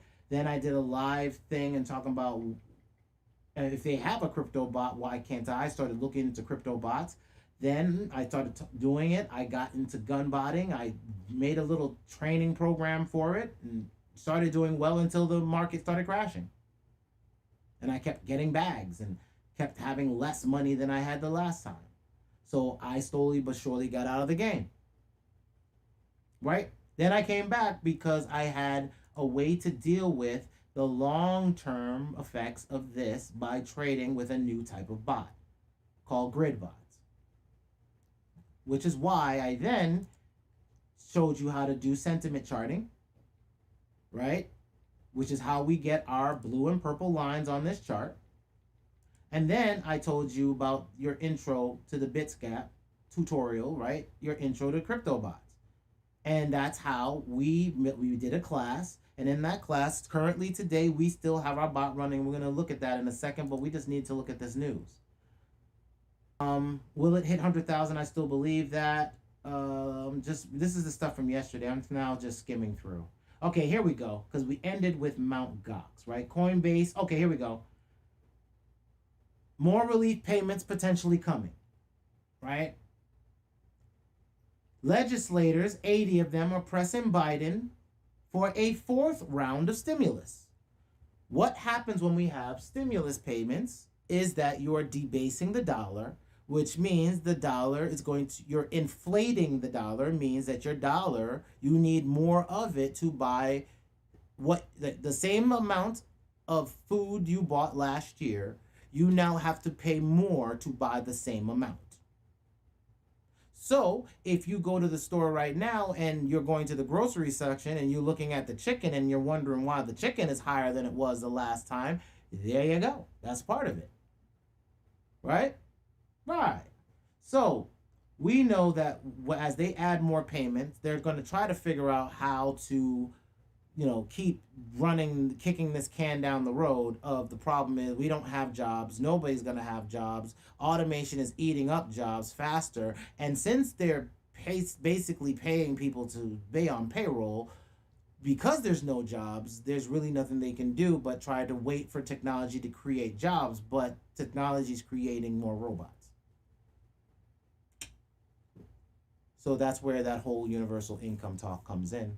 And the taxing on robots, right? That's the big thing right now. So I'm going to show you robot, B-O-T. So you don't think I'm BSing taxes, right?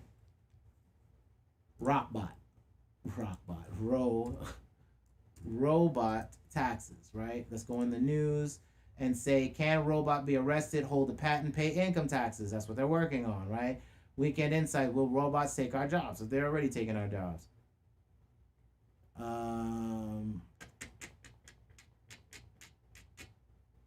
Is robot tax really a good idea?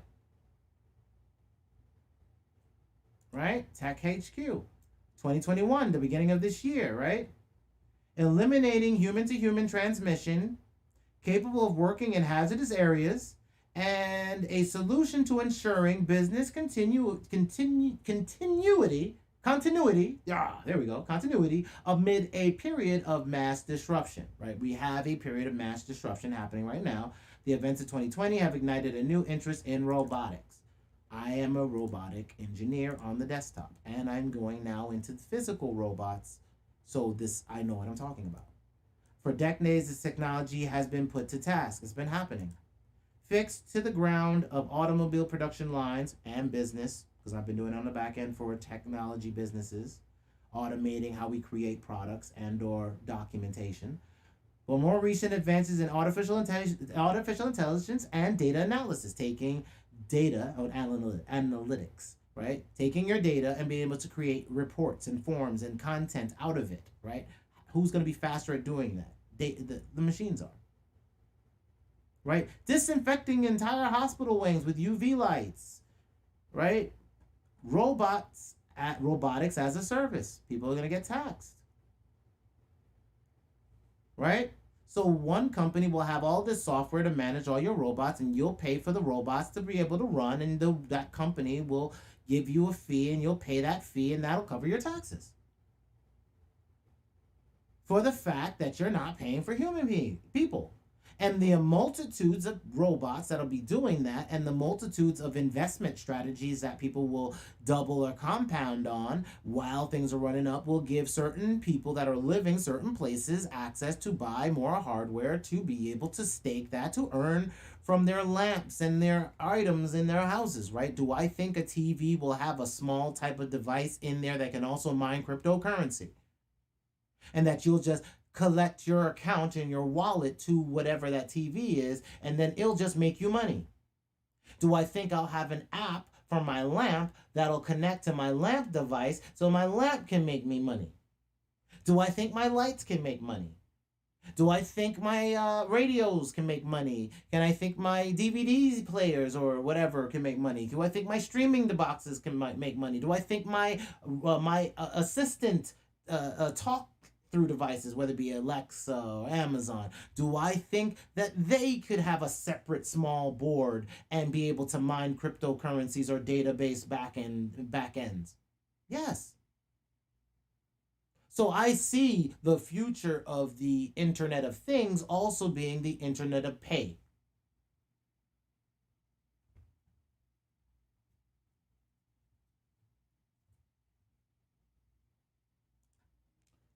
So as I go back to Leo's news, you can see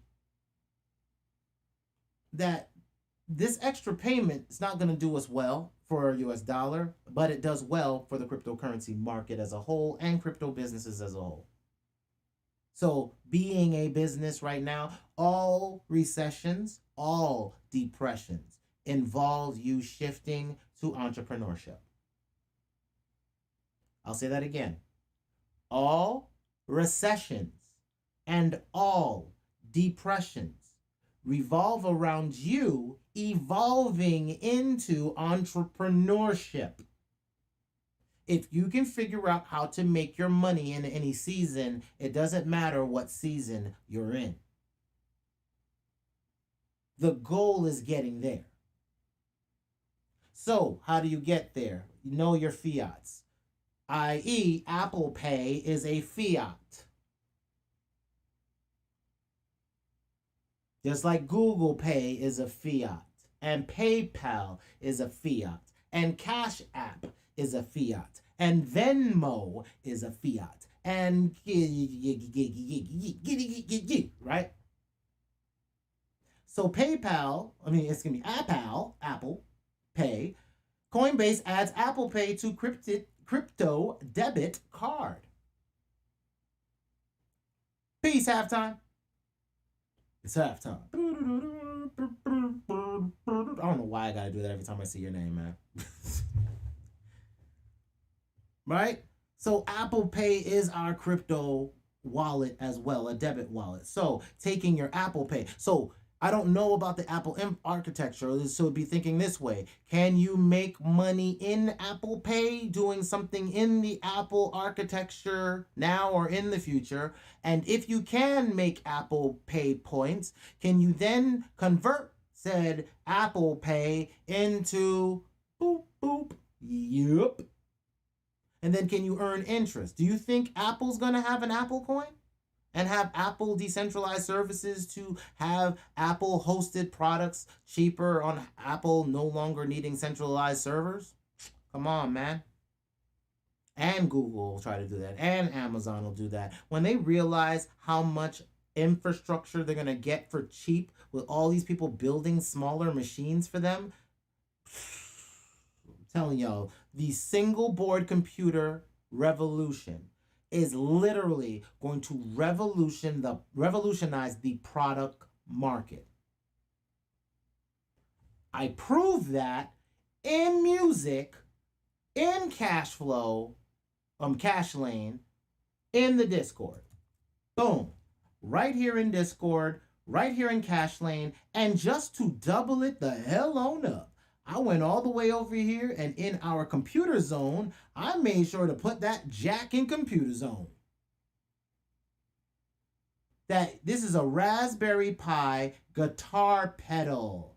Uses machine learning for effects. Can I come up with some crazy ass effects? Like just generating some shit from some algorithms I find from a place called GitHub and throw it into some shit and then come up with a pack and come up with ways for all of us to make like a way for like a storage file to be in this thing, and then that way people can like use our filters and create our own filter machines, and then we hook it up to our own keyboards and then run our own sounds through that shit and then sell that shit and then get that.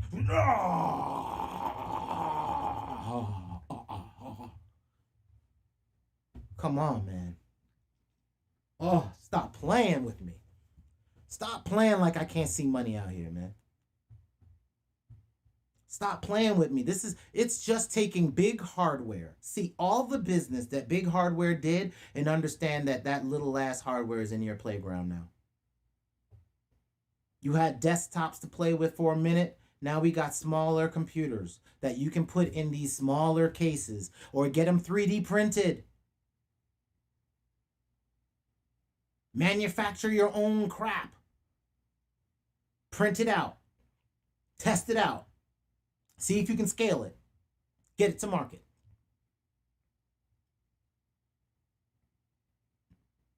And this is basically Raspberry Pi, a board that has the left and right input jacks. And then whatever code you want to put on, it's most likely open source code. We're talking about hardware.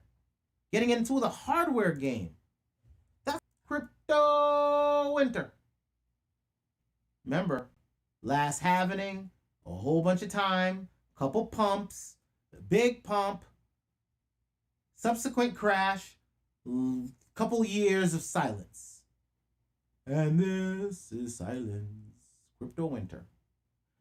Pump, pump, run all the way to November, crash November, December, January, fall off January, February of next year. Crypto winter. This is where the robots will come to play. Boop. Speaking of robots, let's check them out. Let's check out the one that is our high-risk robot. Our high-risk robot right now has been running for 4 days and 20 hours on one of our oldest pairs, which was for vet. Thank you, Tribe, for the vet call.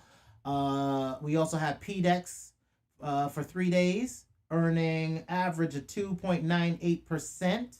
Ask yourself, what assets in your class are doing that for you? We don't have much money in that one, but we are still doing low pairs. I want to be able to prove that you can take $100 and make money, $50 to make money, $20 to make money. I want to prove that you can start making low sums and start building a portfolio. How do we prove that? What we're doing right now is we did a classroom, right? Let me go over here and show you the classroom.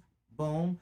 Let me go back here. I showed you again your sentiment analysis charting, right? That's how we get our purples and our blues on here. We know where the bounce points are going to go. Then I also showed you how to do your intro to the Bitsgap bot. Bitsgap is your trading bot. It's a grid bot. I showed you how to basically get it set up so that you can do this. I did it with one of our, I opened up a brand new project, right? And I built it in live. I built it in real time live for you, right? And we also try to trade it live. I try to keep it updated live. You can also view it. Link will be in the description, but you also can view it at any time. It's always available, right? And again, we went through a bad portion of our market, and still, even though it's not much, it made 7 cents here, 32 cents there. Again, not a lot, but is it the crater? No, we still close up green. I don't care where we are, as long as we close up green, because when the market comes back up and you still made a little bit of pennies or whatever, that goes up with the appreciation of it. Why do we trade bots, guys? You know why we trade bots. We trade to get this side of the trade.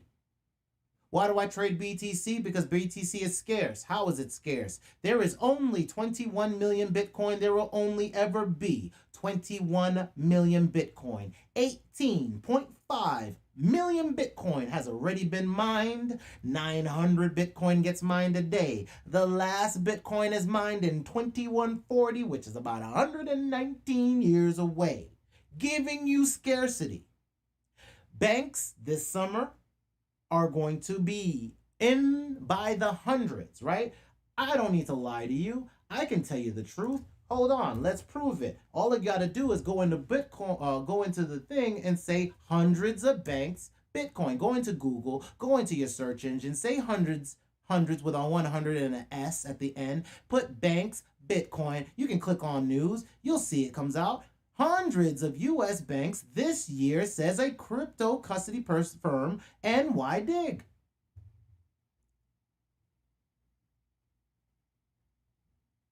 We're not playing. Hundreds of banks are going to be getting Bitcoin this summer. Period. That makes Bitcoin more scarce, meaning that over time, Bitcoin will go up. That's why I say, why am I on this side of the trade? I want more Bitcoin off the long haul because I can buy anything I want with more Bitcoin, right? As we make more money on this side of the trade, that revenue can go into buying other pairs, which is how we grew from just a few pairs that are $1,000 that we put into this made to, you can see we took that 1,000 and right now it's a little bit lower because we did trade down a little bit.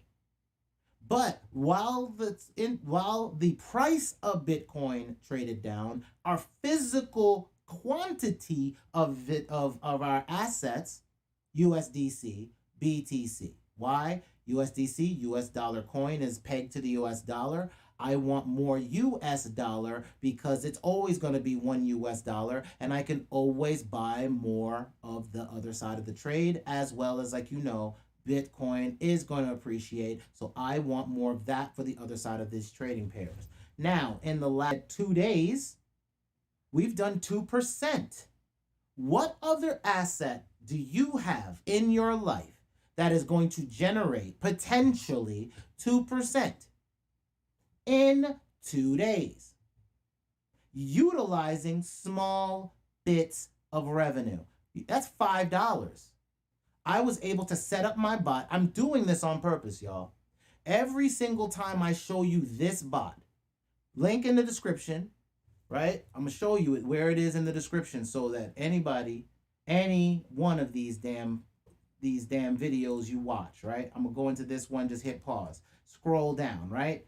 You go into show more, boom. The Musical Genius Discord room is where I put all the things that I'm seeing, like in the middle of the night. If I see something, I'm going to tell you, right? Look, Toxic Training.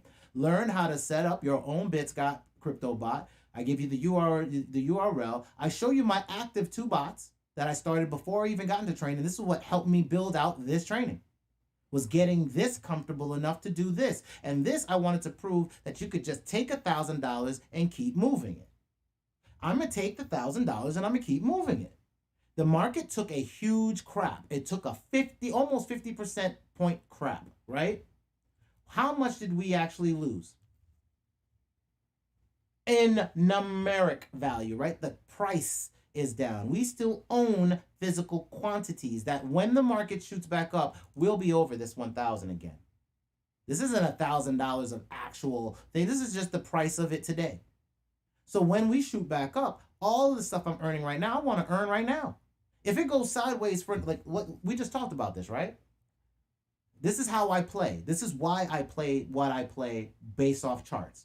This is why I said, oh, when I tell you, and I'm looking at the weekly on my Coinergy account, which is my my trading board, right? As far as my charting system, I'm looking at my chart, and I've told you already, I'm weak. I want to buy more Bitcoin. Bitcoin controls the water. We still need one more thing to see if we're going to drop. I see a spinning top. I'm worried about that spinning top, if whether or not we are getting ready to shoot up or if we're getting ready to shoot down. I have no idea. I'm not a freaking financial genius. I'm just a guy that's watching the charts like you can. And what I'm looking at is I'm seeing weakness. I'm seeing sell-off, right? Seeing sell-off. If I go to 10K wallets, I see a little bit of sell-off there, but I could be going to Ethereum. In fact, let's go check that out real quick. Let's go to ETH, right? And let's look at ETH's wallet. Right? So 32 ETH is flattening out. That's how much it needs to stake, right? That's what you need to stake to earn ETH right now. So that's a lot of 32 ETH is the bare minimum, right? So now you see the 10K wallets are going down on ETH. The 1K wallets are shrinking down a little bit, right? But those can also go into other things. When you're on ETH, you can lock it into contracts, so that's not a bad thing. Again, we're now flattening out on the 100 ETH in the wallet. 10 ETH wallets are now accumulating. 1 ETH wallets are definitely, I'm going to be a 1 ETH wallet. Screw that. I want 1 ETH, right? But I got to work for that and see if I can outpace the market shooting up. So again, the 0.1 ETH and the 0.01 ETH are all going up. So we can clearly see that there is accumulation that potentially is leaving people from BTC, going into Ethereum, right? And then I see Bitcoin's dipping, but I see ETH is going up. I see on the 1K wallets and Bitcoin are going up. Perfect. Awesome. 100 wallets going up. Awesome. 10 Bitcoin in their wallet, dropping down a little bit, but they could have been going into the 100, right? And then the 1 Bitcoin wallets, the 0.1 Bitcoin wallets, and the 0.01 Bitcoin wallets. Well, the 0.01 is dropping down, but the 0.1 wallets, which is the $3,000 crew, is going up. Right? The $300 crew is going down. So when you look at this, I'm still thinking accumulation. I still see some weakness. I still know we need some time to play out. I look at the news, and now we're going to go finish off, right? We got Mt. Gox hack victims. This is the first hack that happened a couple years ago. We have potentially a refund happening. Why is this good news? This is good news because what they did was Mt. Gox got hacked years ago. Let's see. Mt. Gox hack, right? This was a hack that happened in Japan. It was one of the first changes in 2010. I heard about this. This is what brought Bitcoin on my radar. I was in New York at the time. This is what brought Bitcoin on my radar. And I was like, this is some dumb crap. But no, it was some smart crap. And I should have jumped in here. How much was Bitcoin in... It launched July of 2010. Right? Launched July 2010. Let's look at what Bitcoin's price was back then, okay? We're going to do that. Let's open up Bitcoin. Let's scroll backwards, right? Let's maximize this because we know that there's no physical way we can see any of these damn numbers the way they currently are back then, right? Because we're looking at 2018. So we've got to go way back. And this is, it's so old, we can't even go back that far. We can't even go back that far. It's so old. So I don't even know. We have to figure out what was Bitcoin's price in when the hack happens, right? So we'll say 2014. And do we even have, we don't even have an exchange for that. So how much was Bitcoin in 2014? Bitcoin price 2014.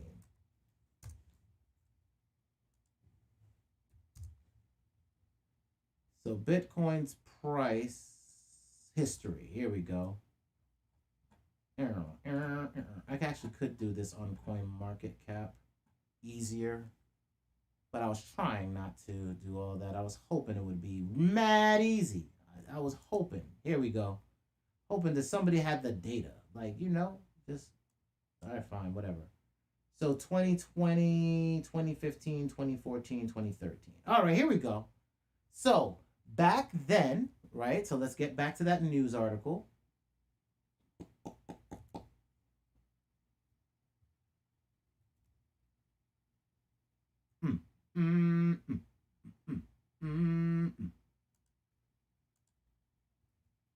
Oh, I must have closed it out. That's what I did. My bad.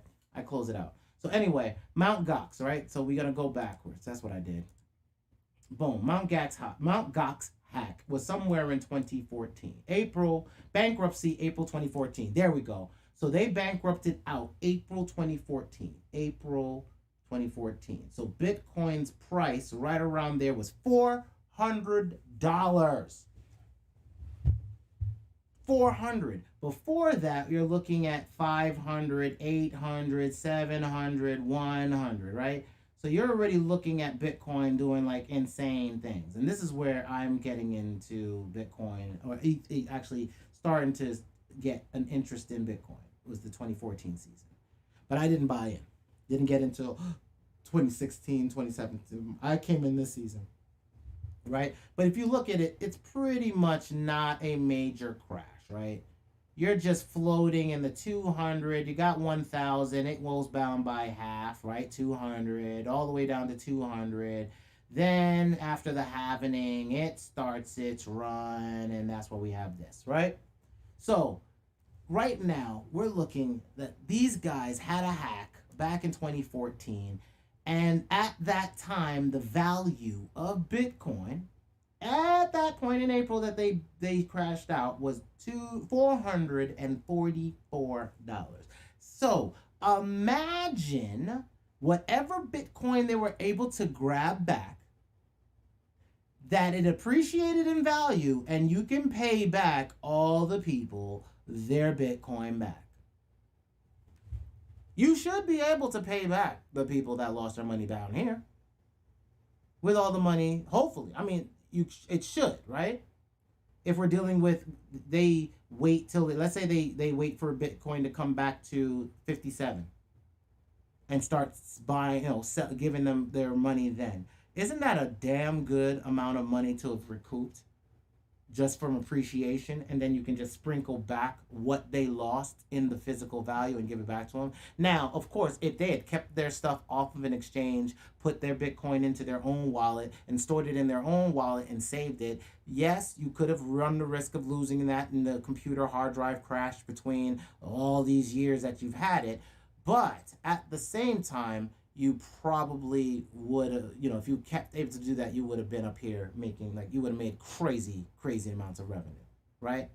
So why I said that this is good news, when we go back to the news here, why I say this, that getting their money back is good news, is that's always going to be good news for the market, that something that was a negative situation that caused many people to be fearful of it, the people that were not made whole at the beginning of this run, that have stayed out, if they get this money back, they will come back strong. If they haven't already. Right? Market timing. Why Bitcoin could sweep lows before a bounce. Could sweep lower maybe before a bounce. Anyway, some type of indicator is saying that we could go lower. I already told y'all I feel like we could, just from the sell-offs that are happening in the Bitcoin wallets. But at the same time, we do have accumulation. I was worried about it over the weekend. Not so much now, but let's keep an eye on it just in case. We want things lower, great, but we also don't want to miss an opportunity to buy in an accumulation phase before it run-ups. And the last big news that Leo, the AI that we have, is giving us is strong Bitcoin rally in sight, see, as extreme fear grips BTC. Fear is what for us? Be greedy when people are fearful. Be fearful when people are greedy. When our greed index says it's fearful, you're looking for sales. When the greed index says people are greedy, you start looking to cash out and getting your money into stable coins and or long-term structures you can mine over the long term, especially crypto winter, which I gotta zoom back out. Boom, zoom back out. Zoom back, in actually, right here, right? This long period of time from the last run to here is crypto winter, as I always tell you. So, yes, we have extreme fear, we should be buying, right? If you are into being an investor that buys low and sells high. If you're not that type of person, you want to buy high and sell low, continue to lose your money and go ahead and do so. I don't want that for you. I want you to go buy low, sell high, not as a financial advisor, just as somebody who's managing their own portfolio as a portfolio manager and wants you to manage your portfolio better. And not to think of this as some type of quick get-rich scheme. Look at this as what it is. New technology that you can invest in before it pops. Coinbase. If you are going to do anything, link in the description. Make sure you sign up with Coinbase. Make sure you're beginning to stake. You don't have to stake Ethereum at 6%.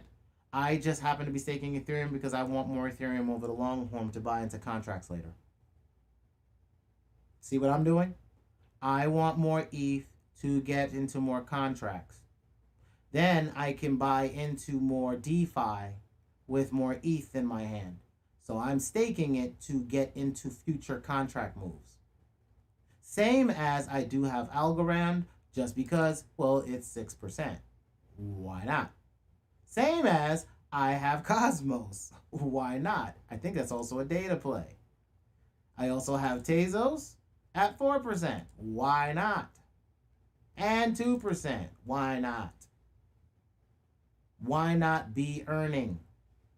You can also put this in your own private wallets. I believe the Exodus wallet also does staking for some higher points, but you also got to transfer it over there. And of course, since it is a wallet that you don't control and they can remove things out of that wallet, I don't like holding things in wallets that may shut off access to your funds, right? That's why I'm also starting to begin to look at hardware wallets. I'm going to look into deeper dives into hardware wallets that can store, larger quantities of digital assets and begin to store them in, we have like multiple locations. We're going to start storing off grid in multiple locations, right? Same as what you need to do for your business and for your assets, right? Especially, now that crypto is becoming more and more mainstream. But the good thing is, because it's becoming more mainstream, and if you're looking at crypto assets and gaming and all that other stuff, this decentralizes and decouples, everybody just looking at Bitcoin as the one solid value of commerce. Let's look at Leo one last time. Just check the news one more time and just make sure there's nothing else that is popping before we shut it down for the day. Top crypto analyst says XRP ripe for eruption. Okay, the news that I'm hearing is XRP supposedly is going to go ahead and this has been a game, right? Which is, hey, y'all are idiots. You don't understand this space, and we're not 1000% a security. How can we be? We're programmable. The SEC is like, well, you sold stuff, and we don't like you selling stuff without us knowing stuff, so please stop selling stuff or give us some money for the selling of the stuff that you did, but you don't have to say that you did anything wrong, but just give us the fee that we get you with. So it'll be probably around 15 million, which should be nothing for you, but we need the tax revenue for the next, financial push. That's the bullshit they're going to play, right? So then XRP will pay the $15 million whatever dumbass fine they got to pay. They then, because they were about to go live before the guy that was in office underneath Trump's campaign regime decided that on his last day in office to sue XRP and tie things up, i.e., giving him some more time to get on the backside of this trade, now that he's out of office, he is now going to be able to jump back in with XRP after XRP gets this SEC off its dockets. Then, because they were about to go public, like Coinbase, they had announced right around Coinbase announcing, and then Coinbase is now live. We now have it as a stock, right? And XRP will then go live. What will that then do to the price of XRP, right? Right. So there is a breakout. It's not that unexpected. It's kind of expected, depending on whether or not you want to buy the rumor or sell the news. I bought the rumor months ago. I am now waiting for the news so I can cash the hell out and move that into bot assets. 3 emerging altcoins presenting buy opportunities according to some other trader. Scale. I'm actually going to open this up. I usually don't like any of these articles, but seeing the word Scale, I have seen that name, so I would look at that as well. I've seen that pump on a couple things, so I would look at that. Matic, yes, we already know that, so that seems to be a data play as well. On the third coin radar is decentralized lending platform Kava. Hold on. Lending. Hold on. Hold up. I know this company. Hold up.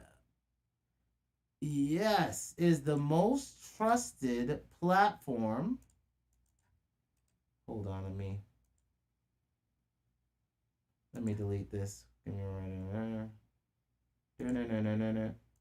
Hey, there we go. Kava is the most trusted DeFi platform by financial institutions. An institutional play. Securely access a robust suite of DeFi products and services in one seamless integration. Binance, Huobi, Kraken, OKEX, Chainlink, and Ripple. So you're seeing multi-chain, cross-chain. A fully integrated suite of financial products for crypto. So it's products for your crypto products. So if it's a company a business to business relationship, there you go. So you're looking at business to business. What do I tell you about business to business? If you want to ride out certain industries or certain recessions, your business to business play will always work. How do I know this? When I was in crypto, before crypto, when I was on in the internet back in MySpace days, everybody who was an artist in my head was a business, right? So every rapper, every producer, every entertainer, every comedian, they were businesses trying to promote themselves on MySpace. I created MySpace layouts for them. Me making these layouts for them made me more money than making consumer-based layouts for a MySpace layout site, where I was only making money on the advertising for people coming to my website. And that was about 5 cents a week from Google at the time. No money, right? So with that, I made more money doing a business-to-business run, other businesses that need a MySpace page or a MySpace layout page. And then that was instead of web design now, I just made MySpace layout. So I just took my coding skills and repurposed it for a business to business move in another segment called social media. And you can do the same thing now, right? You can go on Facebook, create a Facebook page or group for somebody, and you can begin building out the community for them. You can then create the design for the header and all that other stuff, and you can charge them for setting up their community. So let's say even if it's $100, you can charge somebody for the design, the setup, and beginning to scale it out by giving it news, graphics, and social media content. And then you can charge them a management fee for managing the social network platform for them, right? So managing that Facebook page. That was a business back in MySpace layouts, because I had seen a young 15-year-old girl who was managing a bunch of pages for other social media influencers of the time. And she made money managing their social profiles and basically was a social media manager. Do we still have social media management and managing companies? Yes. Do we have social media managers? Yes. Do they get paid a salary? Yes. So they're still in industry. Right? So business to business. That's my whole point. So a fully functional thing that's working for other businesses, kind of interesting. The world's most powerful decentralized finance APIs. Oh, so data, right? A data play. You know, I like that. So Kava got on our radar, right? For decentralized business to business, decentralized finance, right? So we're going to put that in here, right? Right. I'm going to stop saying right so much. I apologize, man. I'm noticing how annoying that is. Because I'm annoyed by it now. More notes. All right, so we need Kava as a decentralized. Let's just copy and paste. We don't need all this, the thing. We just need some of this. DeFi platform by/for financial institutions, right? So they eat their own dog food. We know we like that. And this is going to be a business to business play. Always like a B2P play. And Argon is also a business to business play, right? They are a business to business play because freelancers are businesses. They're independent businesses. And the person hiring the freelancer might also be a business looking for service. So for me, business to business, business to business. Because I'm getting us prepared as a strategy. I'm getting us prepared for crypto winter. These are crypto winter plays. How do you get money elsewhere on the blockchain? All right, so let's go back over here so we know we got Kava as a play from this article. This is why we check out the news. So that was good. Thanks. That was our little AI Leo. Got us another play. 3 signals indicating Bitcoin could be bottoming out. We know that. We saw that ourselves. Coinbase card integrates with Apple Pay and Google Play. So we just called it, right? Where halftime said 100% that Apple Pay was a quote-unquote fiat, right? And that Google Pay is quote-unquote a fiat. I make purchases with Google Pay all the time because I'm on the Android side of the world. So if you're looking at this, you're now seeing that 2 of the major giants are now going to have a pipeline into Coinbase and people getting assets. Do we see scarcity or do we see surplus? I see scarcity. What happens when we have scarcity? It means prices go up, prices don't go down. And our last one that we'll do is crypto trader who accurately called Bitcoin collapse predicts a return of the bull market. Of course, we're going to get a return to the bull market. Scarcity is scarcity. The fundamentals don't change. Bitcoin is still a scarce asset. Bitcoin is going to continue to be scarce. Everybody's buying into it. We've already proven that for the day. So, what is your game and your goal? Your game and your goal is to 1, figure out how you're going to make percentages, not just now, but even when a collapse happens. How do we make percentages when a collapse happens? We use our bots. This bot, 2% in a few days with not that much assets in tow. We put 1,000 down. The market dropped by close to 40%. Our assets did not. We still have the underlying numbers. And we are generating more of the underlying structure for what we care about most, which is what the bots are supposed to do. I want everything on the right side of this pair. And that's what trading these other coins that I'm interested in get me. And then with that, I can either buy more of that by using what I make here, letting it stack up and buying in, or I can sit there and take this and buy other coins that might be pumping. Speaking of pumping, let's talk about what's going on this side of the world, right? What coins on Coinbase potentially are in pump modes? We are looking at doing some pumps. Numeraire, fourth. I know there's percentages and staking on that one. Oh, no, they're not. There's $3. $3 in Coinbase. I already did the other thing that you get money for. I think it's Matic. I already did that while we were going sideways. So I went ahead and just called it and bought in now. Not bought in, but went ahead and went into Coinbase and did my classes for Matic to get those $3, right? So, and in Coinbase pays you to learn about crypto and you get free crypto. And if the market surges on that free crypto that you earn, you make money on the earnings. So it'll appreciate in value.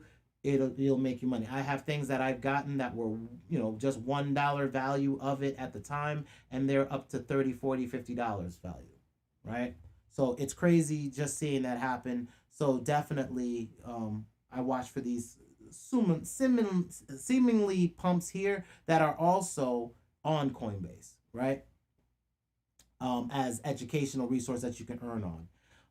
I do not touch any of the fiat coins. So I don't touch USD or GBP or Euro. So that's great. That's the pound, I guess. And this is the Euro. I don't trade any fiats. I trade US dollar coin or US dollar tether. You still get taxable events, but it's not taxable to cash. It's taxable that you just went to another asset, right? So minor taxable event over the major one of going to fiat. CTSI we already have. ADA we already have. We know ADA's pumping. And we got multiple pairs, so you see a major pump on ADA. Of course we do. Testnet's launched. Smart contracts are coming. We've got some Ethereum Classic pumping on BTC pair. Got some rep, some Matic, some TRB. Been seeing this pop a lot. SKL, I think we just talked about them. They're pumping, right? OMG, NKN, OGN, which is the, I think that's also a data play. And of course, lots and lots of ADA.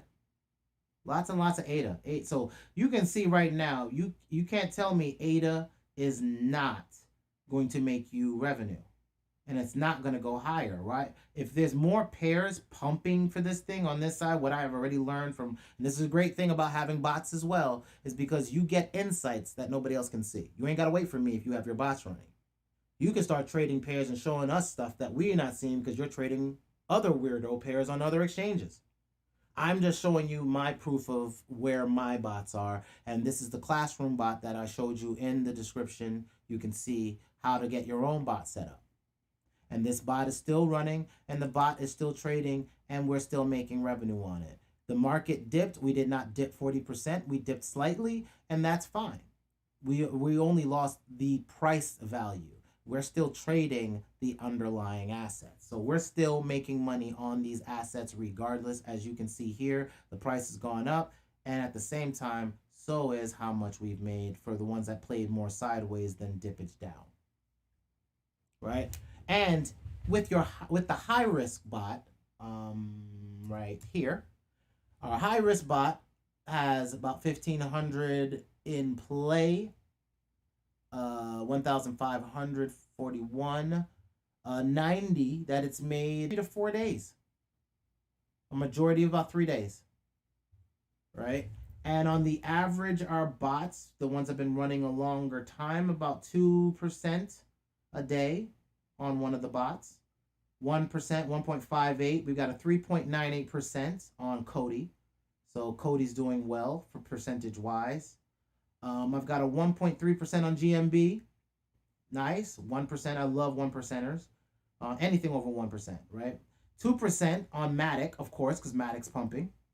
And, of course, I have some money on VET. 1% on VET. 8% on PDEX. But it did a 7% pump, right? So, again, you're still getting a little bit of the 1% sideways of play. And you still catch that 7% pump on the coin. So that's a great run for the value of what we bought and buy into and how you trade, right?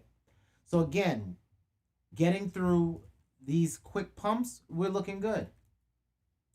We're looking good. So I'm just going to look at one last thing. And I think we're going to be good for the day. Let me go back to news one more time. Hit one more read on the cycle and we're done. All right. So we have no more new news. We did find some things as play, right? So during this talk, this stream, we did find a couple plays. In this, we found Aragon to be a potential B2B freelancer website. So potentially you can work on there and test that out and see how it works and see if you get any gigs there. And then that'll let you know if it's good or not, right? So I might try that out, see if there's any freelancer gigs I can get out of it, right? I can make money in crypto, right? Kava, DeFi platform, I want to start looking at how these institutions are messing with this and whether or not there's a play here, right? And the hardware. Knowing that hardware is coming, can you get into the hardware sector and potentially use smaller hardware to get more crypto? So blockchain's looking good. Last look at the market. Let's just look at where we are, how things are going. We're up. See, hold on. Let's go into this there. On the day, we're still down on the day. Not by much. Spinning over a weekly. we've already crossed into some weakness on the day. We're looking to see whether or not we keep having weakness. News didn't look weak, but can drive us weak. All right. So now I am done with this. I've got some projects I now got to work on, some websites I got to work on, and I'm going to get to it. So as always, y'all, like and subscribe. Make sure you tell a friend, especially if there's any helpful information that you're getting out of this. I'm hoping that this information will help strategize your plays and that it helps you be able to, even if you see these bad markets and I'm showing you how to deal with them, I'm hoping it helps calm you down if it's your first season in here. I'm not playing it lightly. I understand that maybe some of you have seen market dips. I'm hoping that when you see how I'm handling these market dips, that you too can see the value of what I'm doing, right? I'm not showing you, I'm not showing you an opinion. I am eating my own dog food, right? I am living my truth. If my truth ain't right, the numbers will show me that I'm not making any money. So, if you want to be able to get ready for what will be the next cycle of stagnancy that will come, once we finish this pump, I think we're at this level here, which is this right here.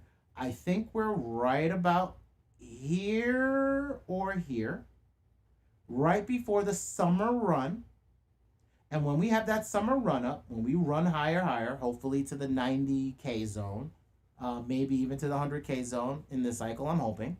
If we hit the 100K zone, 90, I might start snitzeling a bit. I think we'll be a little bit on the high side then. And I know 100K, so I'm going to start snitzeling at 90, getting out of Bitcoin, maybe going into some stable coins, and maybe moving those stable coins into generating commissions on long-term assets, and begin structuring my assets in December for the winter that may come starting, as you see here, after the dip happened in 2017, January. You see the beginning of January, all the way to February, right? And then we play sideways. So if this plays exactly the same way, we run up, we crash down by fall, January, I'm in US dollar, right? I'm then looking. You are not trying to let me be great, OBS, crashing on me in the middle of my damn thing. So, like I said, this is good. This is a good way for you to handle the sideways action, right? Like see this bot? See this channel? Sideways. This thing plays awesome. See, 207, 248. This plays awesome sideways. When we go sideways, sideways, look at how we started. We start playing that game in February 2018, and we stop playing that game. Really? Really? Hold on. When do we really stop? We stop down here, right? Boom. So basically right around here is where we stop playing the game. That'll be last year, April. So damn near from April, February, April. No, I won't say that. From February of 2018 all the way to April of last year. That's a long season of sideways. That's why I want us to make money all here. That's what I've been preparing for. This is all of these talks that I'm doing. These are the talks I was doing in my own head the first season. These talks I'm doing now live. I'm laying my shots, right? I'm laying my shots. Like, if I'm wrong about my ish, we're all gonna see it. Everybody gonna see it. And I'm gonna have to eat humble pie. But you notice, even now I'm eating humble pie like I don't know. I'm hoping it goes this way. I don't know if it's gonna go this way. I'm just gonna follow the past. And down here, back in 2017 when I was doing it last season, right around here, you see July, I had this little red time and I had a dip. Back here in May, I had a dip. Right there, I had a dip in May 20 something, right? Then in June and July, I had a couple dips. Then when we get to August, I had a little dip. Then in September, I had a little dip. Then right at September, when school and these college campuses and these people start using their laptops and everything to start mining cryptocurrencies all over again, boom, we have a run up till November. We start buying those Black Friday deals. Boom, it has a little bit of dip in November. We run up. And then right around December, we start to crash. And now January, when people start selling out to get their crypto taxes done, if you're an investor at the beginning of the year, January, you take your money and your profits out then, because that's the start of a brand new tax season. So you take your fiat out in January, and then if you are an independent person or if you have a private fund, if you have a business to be a private fund, that means you have an EIN number, you stick it in a IRA, a business IRA, and let that earn on that. Or you put that in other funds and earn interest on it.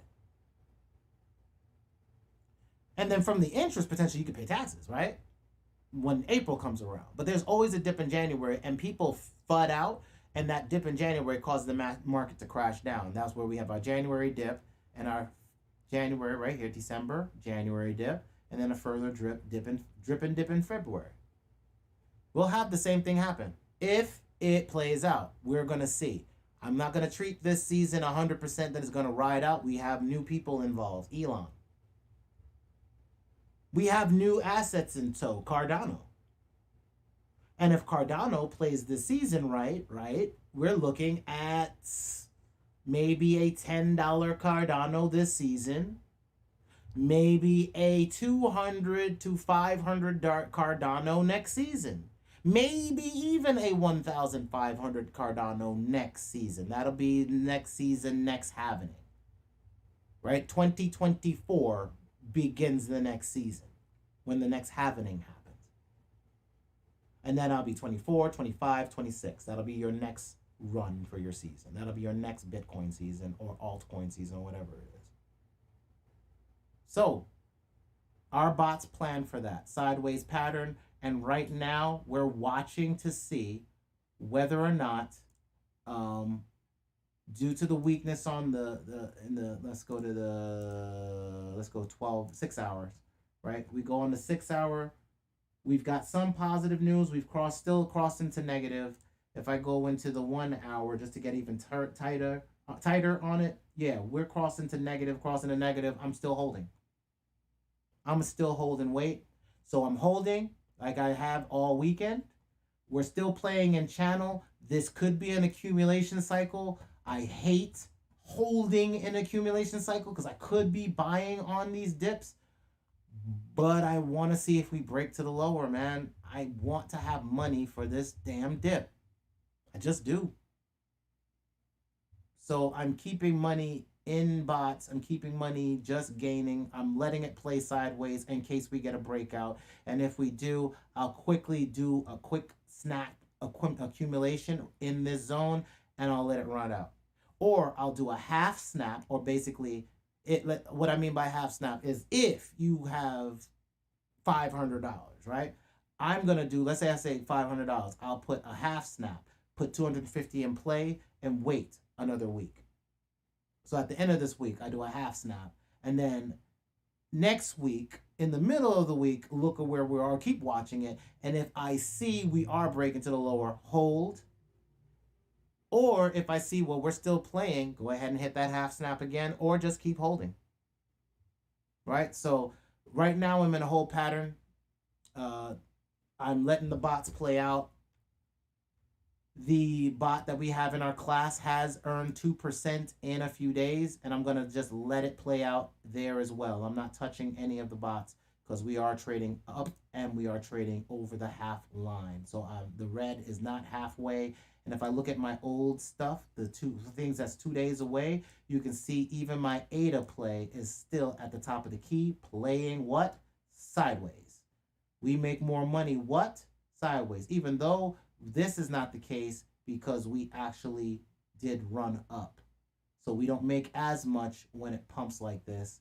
We make more when it plays sideways. Hence why it's not that we also done. We probably also have some extra trades still floating, right? We still have some extra buys up here that have happened that haven't completely played out yet. ADA on the other side of the trade, Relic or RLC on another side of a trade. So again, we're doing well with our student portfolio or the training portfolio that we have in our description. Make sure if you do not have your bots rolling, I honestly suggest you get started. That's on you not to.